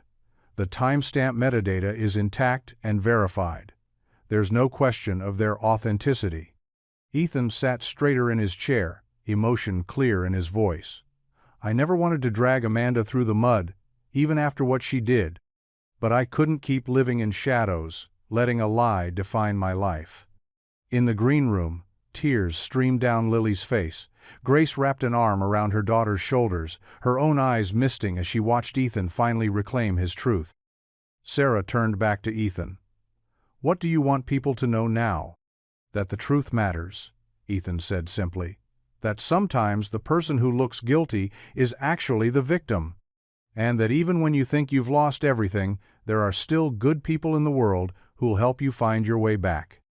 The interview concluded with Sarah providing contact information for Walsh's office regarding the new evidence. As the on-air light dimmed, Ethan slumped slightly in his chair, emotionally drained but relieved. Back at Grace's house that evening, her phone began chiming with incoming messages. The first was from Mrs. Henley. "Watch the interview, dear. That man deserves his second chance. Tell him we're all behind him." More messages flooded in. Old fans expressing support, neighbors offering encouragement, even strangers sharing their own stories of redemption. The local diner owner texted that Ethan's coffee would be on the house for life. Lily's music teacher wrote to say she'd be honored to have Ethan speak to her students about songwriting. Grace sat on her porch swing, scrolling through the messages while Ethan stood at the railing, watching the sunset paint the sky in shades of pink and gold. Her phone kept buzzing with new notifications, each one a small piece of validation, each message helping to rebuild what lies had torn down. "Listen to this one," Grace said softly, reading from her screen. "Mr. Cole, my daughter and I used to sing your songs on our way to her chemotherapy treatments. They got us through the hardest year of our lives. Welcome back." The morning sun cast long shadows across Main Street as Grace's pickup truck pulled into the parking spot in front of Pete's Diner. Through the large front window, she could see the usual morning crowd. Farmers having their early coffee, teachers grabbing breakfast before school, and the regulars who claimed the same booths every day. Ethan sat rigid in the passenger seat, his fingers drumming nervously on his knee. "Maybe this isn't such a good idea," he murmured. Grace reached over and squeezed his hand. "These are good people, Ethan. They saw the interview. They know the truth now." The bell above the door chimed as they entered. The usual breakfast chatter died down as heads turned toward them. Ethan instinctively ducked his head, an old habit from years of hiding. Pete himself stood behind the counter, wiping his hands on his apron. The stocky man's face broke into a wide smile. "Well, look who finally decided to join us for breakfast." He came around the counter, extending his hand to Ethan. "Been wondering when you'd stop sneaking in at midnight for coffee." Ethan shook Pete's hand, surprise evident on his face. "You knew?" "Course I knew. Been serving coffee in this town for 30 years. Think I wouldn't recognize the voice that sang Mountain Rain, even if it was ordering at 2 a.m.? Pete laughed heartily. The tension in the diner broke. Mrs. Bing by. Thompson, who taught 3rd grade, stood up from her booth. "Mr. Cole, my class used to sing your songs during music time. Would you mind signing my napkin?" Before Ethan could respond, Bill Jackson, who owned the hardware store, called out, "Leave the man be, Sarah. Let him eat breakfast first." But he was smiling as he said it. Grace guided Ethan to an empty booth, watching as his shoulders gradually relaxed. Jenny, the young waitress, bounded over with coffee pot in hand. "Regular coffee for Grace?" she said, filling one mug, then turned to Ethan with a shy smile. "And you take yours black with 1 sugar, right? I remember from your late-night visits." Ethan nodded, clearly touched that she'd remembered. "Thank you, Jenny." More people stopped by their booth, not to interrogate or accuse, but to offer simple words of welcome. Tom Miller, no relation to Grace, mentioned how his daughter had learned guitar playing Ethan's songs. Martha from the post office apologized for all the gossip she'd spread, her cheeks flushing with genuine remorse. "Don't worry about it," Ethan told her gently. "Fresh starts all around." The breakfast rush continued, but now with a different energy. People chatted across tables about favorite concerts they'd attended, debating which of Ethan's albums was best. It was as if a wall had come down, not just between Ethan and the town, but between neighbors themselves. Pete brought over their breakfast himself, stacks of blueberry pancakes that weren't even on the menu. "On the house?" he insisted. "Consider it a welcome to the neighborhood gift, even if you've been here a while." Grace watched Ethan's face as he took in the scene around them. Gone was the haunted look she'd grown used to seeing. Instead, his eyes held a quiet wonder, as if he'd forgotten what it felt like to simply exist in a space without fear. They finished their breakfast amid the comfortable buzz of diner noise. As they stood to leave, several people called out goodbye, as natural as if Ethan had been eating breakfast there for years. Outside, the morning had warmed up. They walked slowly back to the truck, stopping to chat with Mr. Peterson about his garden and waved to the librarian unlocking the building across the street. Back home, they'd barely stepped onto Grace's porch when they heard footsteps. Mrs. Henley was coming up the walk, carrying something that smelled wonderfully of cinnamon and apples. The elderly woman's face was warm with genuine affection as she held out the pie. "Welcome home, Mr. Cole." In those 3 simple words, "Welcome home, Mr. Cole," lay all the acceptance Ethan had been searching for. The small town had made its decision. He was one of them now, and they protected their own. Dust motes danced in the morning sunlight as Ethan pushed open the door to the spare room. Years of neglect had left a thick layer of gray on every surface. Empty picture hooks dotted the faded wallpaper, and cobwebs stretched between the ceiling corners. But the space was perfect. Large enough for instruments and recording equipment, with tall windows that would let in natural light. "I think this is it," he said, his voice echoing slightly in the empty room. "My new studio." Grace stepped in behind him, carrying a box of cleaning supplies. "It has good bones," she said, setting down the box. "Just needs some TLC." They worked through the morning, Grace wiping down windows while Ethan swept decades of dust from the hardwood floors. The physical labor felt good, purposeful. Every sweep of the cloth revealed more of the room's potential. By early afternoon, the space was clean enough to start bringing in boxes from the garage. Ethan had stored everything from his music career there: guitars, amplifiers, and countless cardboard boxes filled with sheet music and memorabilia. "I haven't looked through these in years," Ethan admitted, cutting open the first box.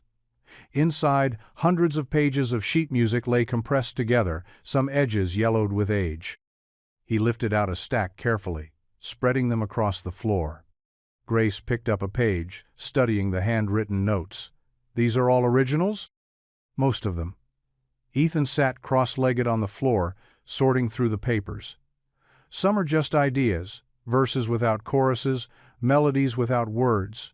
I used to write constantly." They worked in comfortable silence, creating neat piles, finished songs, works in progress, and fragments of inspiration. Grace found herself drawn to the personal notes in the margins, little reminders about key changes or emotional cues that offered glimpses into Ethan's creative process. "Oh," Ethan said softly, holding up a slightly crumpled sheet. The title line was blank, but the page was covered in musical notation and half-finished lyrics. "I remember this one." Grace scooted closer, peering over his shoulder. "What is it?" "Something I started writing right before everything happened." He touched the paper gently, as if it might crumble. "It was supposed to be a love song, but I never finished it. The bridge just wouldn't come." Grace read the lyrics silently. Even incomplete, they spoke of hope and connection, of finding something precious when you least expect it. "It's beautiful," she said.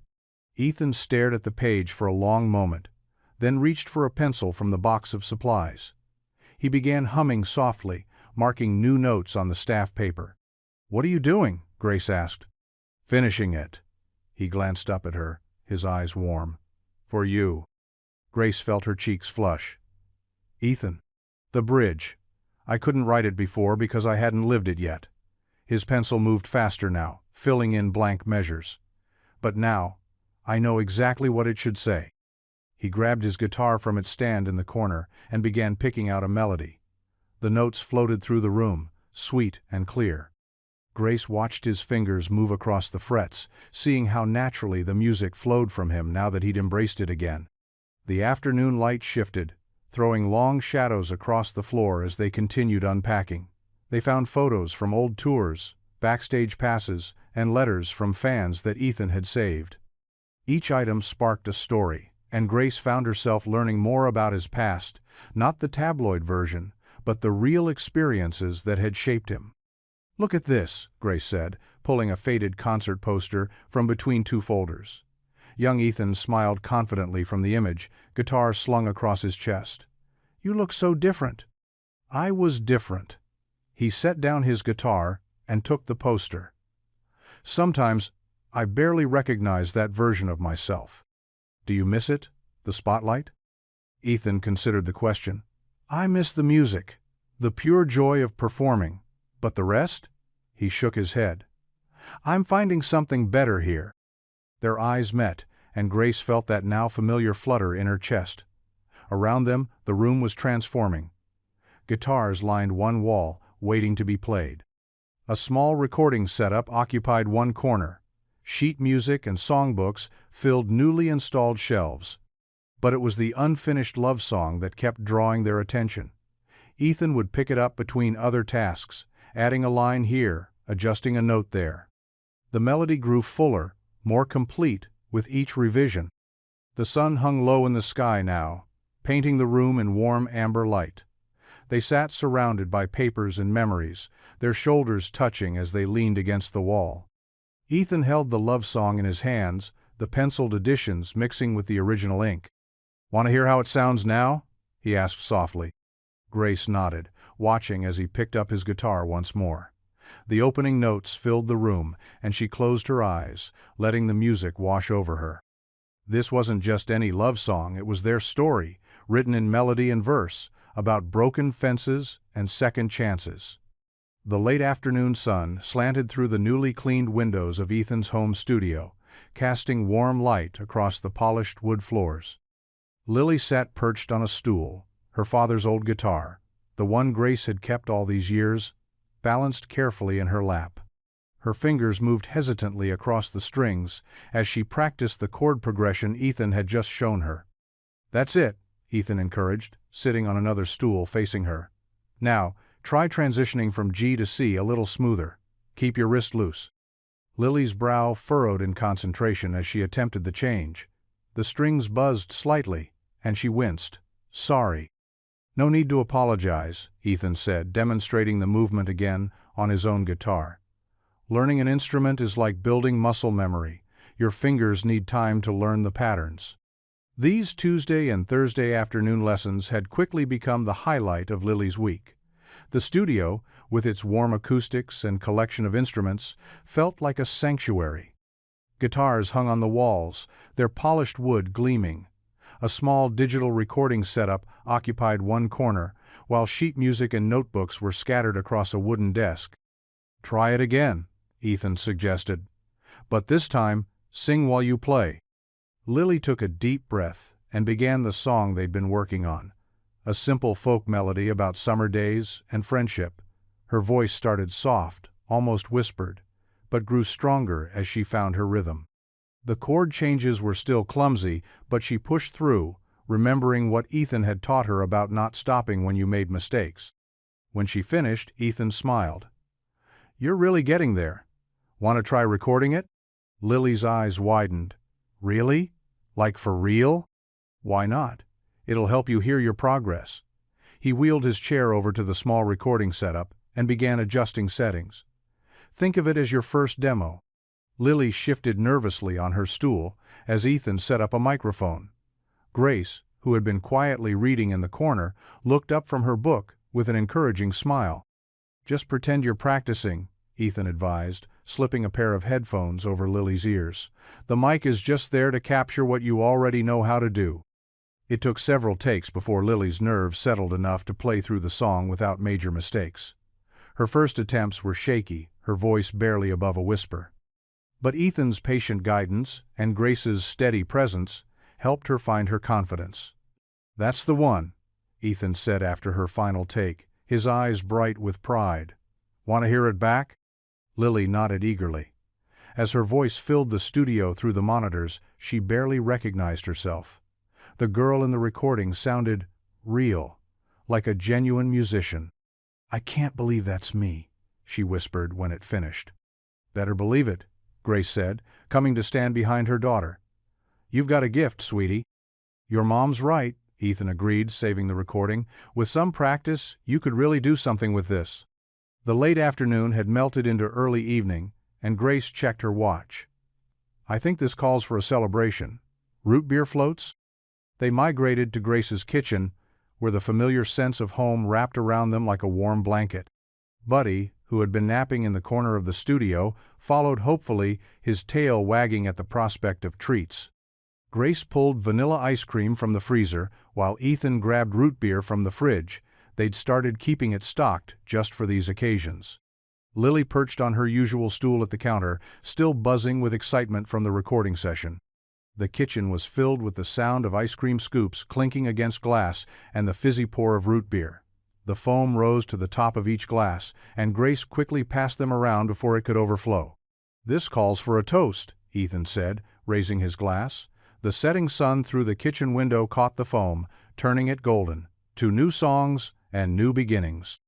They clinked their glasses together, Lily beaming as she took her first sip, the sweetness of the moment matching perfectly with the treat before her. The trio sat in comfortable silence for a moment, enjoying their floats. Buddy lay at their feet, occasionally thumping his tail against the floor when someone looked his way. The kitchen was bathed in the warm glow of sunset, and the distance between who they had been and who they were becoming seemed to shrink with each passing day. The ice cream slowly melted into the root beer, creating the perfect, creamy mixture that had made this their favorite celebration treat. Lily spooned up the last bits of foam from her glass, her face still glowing with accomplishment from the afternoon's achievement. This was so much more than just a music lesson or a simple recording. It was another thread in the tapestry of their evolving family story, another moment that bound them together in ways that went beyond mere friendship or neighborly kindness.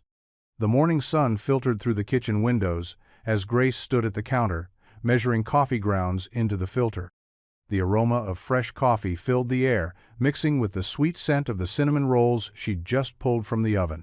Buddy lay sprawled across the cool tile floor, his tail thumping lazily against the cabinets. The peaceful morning routine was interrupted by an urgent knock at the back door. Grace looked up to see Ethan through the window, phone clutched in his hand, his expression a mix of excitement and uncertainty. She quickly wiped her hands on her apron and opened the door. "You're not going to believe who just called," Ethan said, stepping into the kitchen. His hands trembled slightly as he set his phone on the counter. Marcus Wheeler, one of the biggest producers in Nashville. He saw the interview. Grace's heart skipped a beat. She gestured for him to sit at the kitchen table while she poured 2 cups of coffee. "What did he say?" "He wants to work with me on a new album." Ethan wrapped his hands around the warm mug she placed before him. "Said he always knew those accusations were false. And now that everything's cleared up." He trailed off, staring into his coffee. Grace settled into the chair across from him, trying to keep her voice steady. "That's wonderful news, isn't it?" "It's incredible. Marcus is legendary. He's produced some of the biggest names in country music." Ethan ran a hand through his hair, a gesture Grace had come to recognize as a sign of his inner turmoil. But it means going back to Nashville." Grace finished softly. "Yeah." Ethan looked up at her, his eyes troubled. "He wants me there next week to start discussing concepts, maybe lay down some initial tracks." Grace stood and busied herself with the cinnamon rolls, trying to hide the sudden tightness in her chest. She arranged them on a plate, the familiar motions helping her maintain composure. "You should go," she said finally, setting the plate between them. "This is your chance to reclaim everything you lost." "Grace." His voice was gentle. She forced herself to meet his gaze. "Talk to me. What are you thinking?" She sank back into her chair, hands wrapped around her coffee mug. "Honestly, I'm scared." The admission came out barely above a whisper. "I'm scared you'll go back there and realize this small-town life isn't enough anymore. That we're not enough." "Hey." Ethan reached across the table and took her hand. His fingers were warm from the coffee mug, calloused from years of guitar strings. "Listen to me. These past months with you and Lily, they've meant everything to me. This house, this town, it's the first place that's felt like home in years." "But Nashville is where you belong," Grace insisted, though the words hurt to say. "It's where your music belongs. You can't hide your talent in a small Iowa town forever." Ethan shook his head. "Nashville is where I work, but it's not where I belong. Not anymore." He squeezed her hand. "Besides, Marcus already agreed to let me record most of the tracks here in my home studio. I'll only need to be in Nashville occasionally for specific sessions." Grace looked up, surprised. "You already discussed that with him?" "It was the first thing I brought up," Ethan said. "I told him I have commitments here. Lily's guitar lessons, community music programs we're planning, a life I'm not willing to give up." Relief flooded through Grace, followed quickly by guilt. "I don't want to hold you back," she said. "Your career deserves your full attention." "You're not holding me back," Ethan insisted. "You and Lily, you gave me back my music when I thought it was lost forever. Everything I write now comes from this place, from the peace I've found here." He stood and walked around the table, pulling her to her feet. "I promise you, Grace Miller, I'm not going anywhere without you." She leaned into him, breathing in the familiar scent of his cologne mixed with coffee. "You're sure?" "More sure than I've been about anything in a long time." He pulled back slightly, looking into her eyes. "Besides, who else is going to fix my fence when it falls down?" Grace laughed, the last of her tension melting away. "That fence brought you into our lives. I suppose we owe it something." "We do," Ethan agreed. He glanced at his phone as it buzzed with another call from Nashville. "I should probably take this. Start working out the details." Grace nodded, squeezing his hand one last time before letting go. "Go. Talk to Marcus. Just promise me one thing." "Anything. Write a song about that fence someday." Ethan grinned, already heading for the door. "Already working on it," he called over his shoulder. "It's going to be the first track on the album." Grace watched him hurry back to his house, phone pressed to his ear, talking animatedly. Buddy patted over and rested his head on her knee, looking up at her with those soulful eyes. She scratched behind his ears, feeling the warmth of hope spread through her chest. "He's staying, Buddy," she whispered. "He's really staying." The old radio station on the outskirts of town had seen better days, but its worn recording studio proved perfect for what Ethan needed. The space held a certain warmth, with wood-paneled walls and decades of music history soaked into every surface. Grace watched through the control room window as Ethan adjusted his guitar strap, getting ready for another take. "You sure about recording here?" the sound engineer Dave asked, checking levels on the mixing board. "Nashville's got state-of-the-art equipment." "This feels right," Ethan replied through the intercom, his voice carrying that gentle determination Grace had come to know so well. Sometimes the best music comes from imperfect places. Grace sat quietly in the corner, remembering how adamant Ethan had been about recording locally. "I'm done running," he'd told the Nashville producers. "Either we do it here, or we don't do it at all." To everyone's surprise, they'd agreed. The red recording light blinked on. Ethan's fingers found their place on the guitar strings, and the opening notes of "The Fence Between Us" filled the room. The melody was simple but haunting, like a conversation between old friends. Grace closed her eyes, letting the music wash over her. The song told their story, about broken barriers, second chances, and the courage to trust again. She thought about that first day, when the wind had torn down those weathered boards, creating an opening neither of them had expected. Lily sat cross-legged beside her mother, sketching album cover ideas in her notebook. She'd been there for every session, watching Ethan work, learning about the recording process. The studio had become their second home over the past few weeks. Through the glass, Grace watched Ethan's face as he played. Gone was the guarded expression he'd worn when they first met. His features had softened, revealing the man he'd always been beneath the pain and fear. Each note seemed to carry away another piece of his past burden. The sound engineer nodded approvingly. "This is the one," he said quietly, careful not to break the spell of the moment. "There's something special here." Grace felt tears welling up as Ethan reached the bridge of the song. The lyrics spoke of finding shelter in unexpected places, of love that builds instead of breaks. Her hands trembled slightly as she reached for a tissue from her purse. When the final note faded, silence filled both rooms. Ethan looked up, his eyes finding Grace's through the glass. They shared a smile that said more than words could express. "That's perfect," Dave announced through the intercom. "Want to hear it back?" Ethan nodded, removing his headphones and making his way to the control room. He sat down beside Grace, taking her hand as Dave pressed play. The song filled the space again, this time through the studio monitors. Grace heard the subtle layers, the main guitar track, the gentle harmony lines, the way Ethan's voice carried both strength and vulnerability. She squeezed his hand, remembering all the late nights they'd spent on her back porch, working out the arrangement. Lily looked up from her notebook. "It's beautiful, Ethan," she said, her eyes bright with pride. "Mom, are you crying again?" Grace laughed softly, wiping her eyes. "Happy tears," she assured them both. As the playback ended, Ethan turned to face her. His expression was tender, full of quiet joy. "You know," he said softly, "that fence brought me home." He paused, squeezing her hand. "Not just to this town, but to myself, to who I was always meant to be." Dave busied himself with the equipment, giving them a moment of privacy.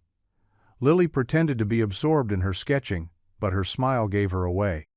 The afternoon sun slanted through the studio's small window, casting warm patterns across the floor. Outside, life in their small town continued as usual. Children riding bikes, neighbors chatting across driveways, the distant whistle of the afternoon train. But in this moment, in this worn but wonderful studio, something magical had been captured forever. The song was more than just another track for Ethan's comeback album. It was a testament to healing, to the power of community, to the unexpected ways love finds its path. Most of all, it was their story, Grace, Ethan, and Lily, preserved in melody and verse for others to find hope in. Through the studio window, Grace could see the town water tower rising against the blue sky, a familiar landmark that had watched over countless stories. Now, it had witnessed one more, the story of a broken fence that led to a mended heart. The town square buzzed with excitement on a perfect September evening. People streamed in from every direction, carrying folding chairs and colorful blankets. The old gazebo had been transformed into a makeshift stage, draped with twinkling lights that caught the golden sunset. Grace helped Ethan set up the sound equipment while watching families claim spots on the grass. "I can't believe how many people showed up," she said, adjusting a microphone stand. The square was filling up fast, with children running between blankets and parents calling them back. Ethan paused from tuning his guitar, his eyes taking in the growing crowd. "Neither can I," he admitted softly. His hands trembled slightly as he adjusted the guitar strap. "Haven't played for a crowd this size since, well, you know." Mrs. Henley had claimed a front-row spot with her lawn chair, a basket of homemade cookies beside her. The diner owner, Ted, had set up a free coffee station near the back. Even the usually grumpy hardware store owner, Mr. Peterson, sat with his wife on a checkered blanket, smiling and waving when he caught Grace's eye. Lily paced behind the gazebo, clutching her sheet music. Her sundress fluttered in the evening breeze as she hummed quietly to herself, practicing her breathing exercises. Grace watched her daughter with pride, remembering how far she'd come since that first awkward guitar lesson. "You're going to be amazing," Grace assured her, pulling Lily into a quick hug. "Just like at the fair, but better." "But there are so many more people," Lily whispered, peeking around the corner at the crowd. "What if I mess up?" Ethan set down his guitar and walked over. "Then you'll keep going, just like we practiced. But you won't mess up. You know why?" He waited until Lily looked up at him. "Because this song? It's part of you now? And these people?" He gestured to the crowd. "They're family, all of them." The sun dipped lower, casting long shadows across the square, as Ethan stepped onto the stage. A hush fell over the crowd. He adjusted the microphone, cleared his throat, and spoke. "Evening, everyone," he said, his voice warm and steady. "Thank you all for coming out tonight, this town. Well, you've given me something I thought I'd lost forever. A home, a family, a second chance." He paused, emotion thick in his voice. "So this concert is my way of saying thank you." The crowd applauded, genuine affection in their response. Grace noticed several people wiping their eyes. Mrs. Henley dabbed at her cheeks with a handkerchief. Ethan played through several songs, a mix of his old hits and new material. The audience swayed along, some singing quietly to the familiar tunes. Children danced in the spaces between blankets, their laughter mixing with the music. Finally, Ethan announced, "And now, I'd like to introduce someone very special. She's got more talent in her little finger than I have in my whole body, and I'm proud to call her my student. Please welcome Lily Miller." Lily walked onto the stage, her nervousness forgotten as soon as she saw the encouraging smiles from the crowd. Ethan picked up his guitar, and together they began the song they'd first practiced in Grace's backyard all those weeks ago. But this version was different. The simple melody had been carefully arranged, with harmonies that made it soar. Lily's voice, clear and strong, carried across the square as naturally as birdsong. She hit every note perfectly, her confidence growing with each verse. Grace watched from the side, tears streaming down her face. The crowd sat transfixed, many holding up phone lights that swayed gently in the growing darkness. When the final note faded, there was a moment of complete silence. Then the applause erupted. People jumped to their feet, cheering and whistling. Mrs. Henley's cookies toppled forgotten as she stood, clapping with all her might. Mr. Peterson wiped his eyes roughly with his sleeve. Lily beamed, her face glowing with joy as she took a small bow. Ethan stood beside her, his hand on her shoulder, pride radiating from his smile. The applause continued, washing over them in waves. Grace leaned against a pillar of the gazebo, watching her daughter shine in the spotlight. She felt the tension of the past months, the worry and uncertainty melting away. The town square, filled with familiar faces and heartfelt music, felt like the safest place in the world. Buddy, who had been lying quietly near Grace's feet, thumped his tail against the wooden floor of the gazebo. Above them, stars began appearing in the deepening twilight. The string lights twinkled like earthbound constellations, casting a warm glow over the scene.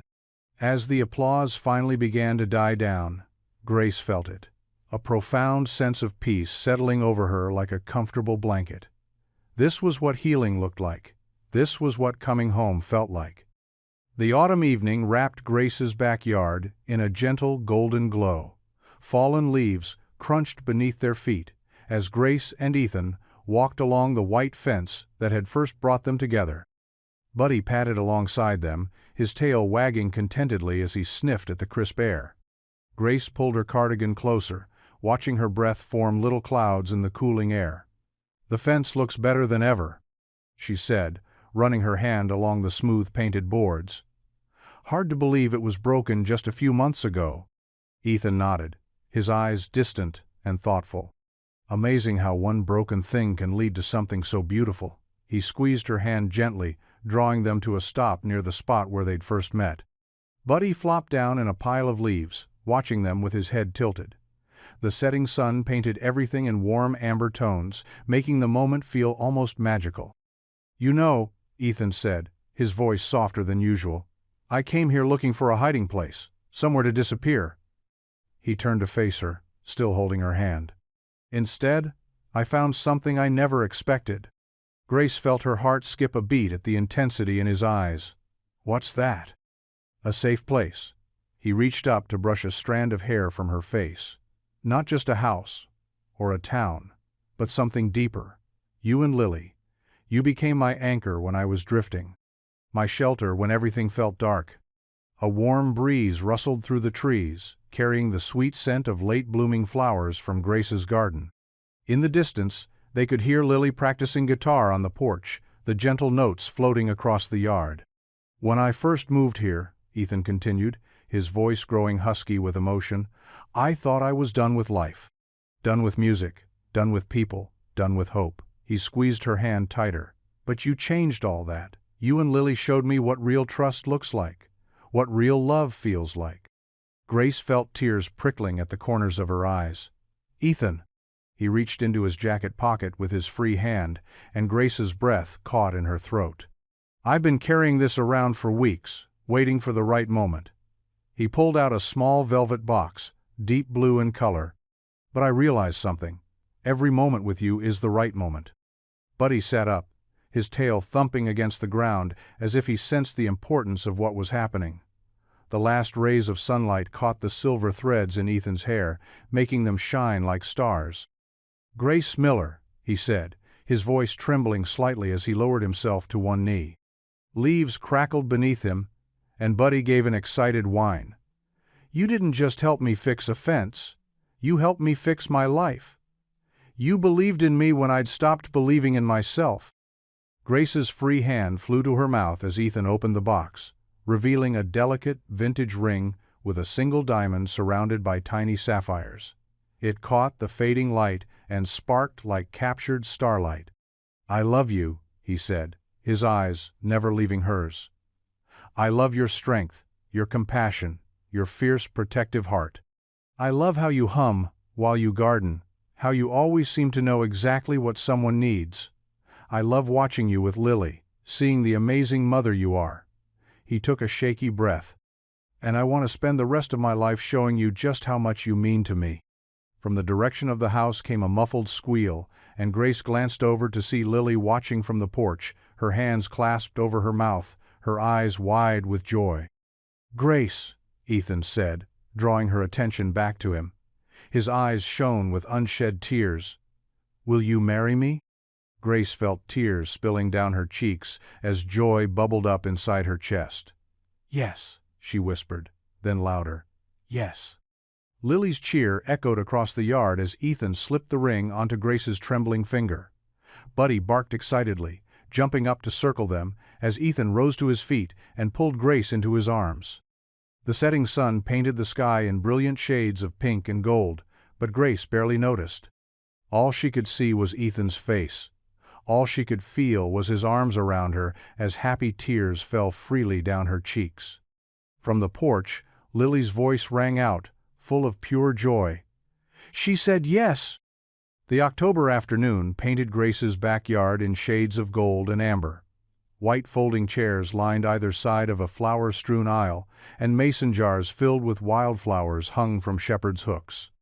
The repaired fence, freshly painted white, served as the perfect backdrop for the wedding arch, decorated with climbing roses and twisting vines. Grace stood at her kitchen window, watching the guests arrive. Her cream-colored dress was simple but elegant, falling softly to her ankles. Her hands trembled slightly as she adjusted the small bouquet of sunflowers and daisies. "Mom?" Lily appeared in the doorway, wearing a pale blue dress that matched the autumn sky. Her guitar was slung across her back. "You look beautiful." Grace turned, tears welling in her eyes. "So do you, sweetheart." Mrs. Henley bustled in, fussing with Grace's hair. "Something borrowed," she said, pinning a delicate pearl hair clip above Grace's ear. "It was my grandmother's." Through the window, Grace could see Ethan standing beneath the arch, looking handsome in his charcoal suit. He'd trimmed his beard and gotten a fresh haircut, but his eyes still held that gentle warmth she'd fallen in love with. Buddy lay at Ethan's feet, wearing a bow tie that matched the wedding colors. The dog's tail thumped happily against the grass as guests stopped to pet him on their way to their seats. The small gathering included townspeople who'd become their closest friends over the past year. Even Ethan's lawyer sat in the front row, beaming. A few carefully selected music industry friends had made the trip, but this was a ceremony meant for family, the family they'd built together. "Ready?" Lily asked, squeezing her mother's hand. Grace nodded, unable to speak past the lump in her throat.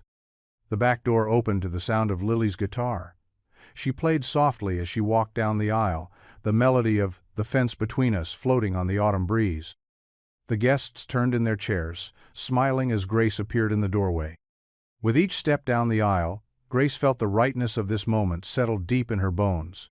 The fence that had once divided their lives now united them, a symbol of how something broken could lead to something beautiful. Ethan's eyes never left her face as she approached. When she reached him, he took her hands in his, and she could feel them trembling slightly, matching her own nervousness and joy. The minister, a kind-faced woman from the local church, smiled at them both. "We gather here today," she began, "to celebrate not just the union of two hearts, but the building of a family." Lily stood beside them, still playing soft background music as they exchanged their vows. Ethan went first, his voice steady and sure. "Grace," he said, "you found me when I was lost. You and Lily showed me that home isn't a place to hide, but a place to heal. I promise to love you both, to cherish every moment, and to never take for granted the miracle of that broken fence that brought us together. Grace wiped away a tear before speaking her vows. Ethan, you taught me that love can surprise you when you least expect it. That sometimes the best things in life come from taking chances on people. I promise to stand beside you, to believe in you, and to remember that every ending can be a new beginning. They exchanged rings, simple gold bands that caught the afternoon light.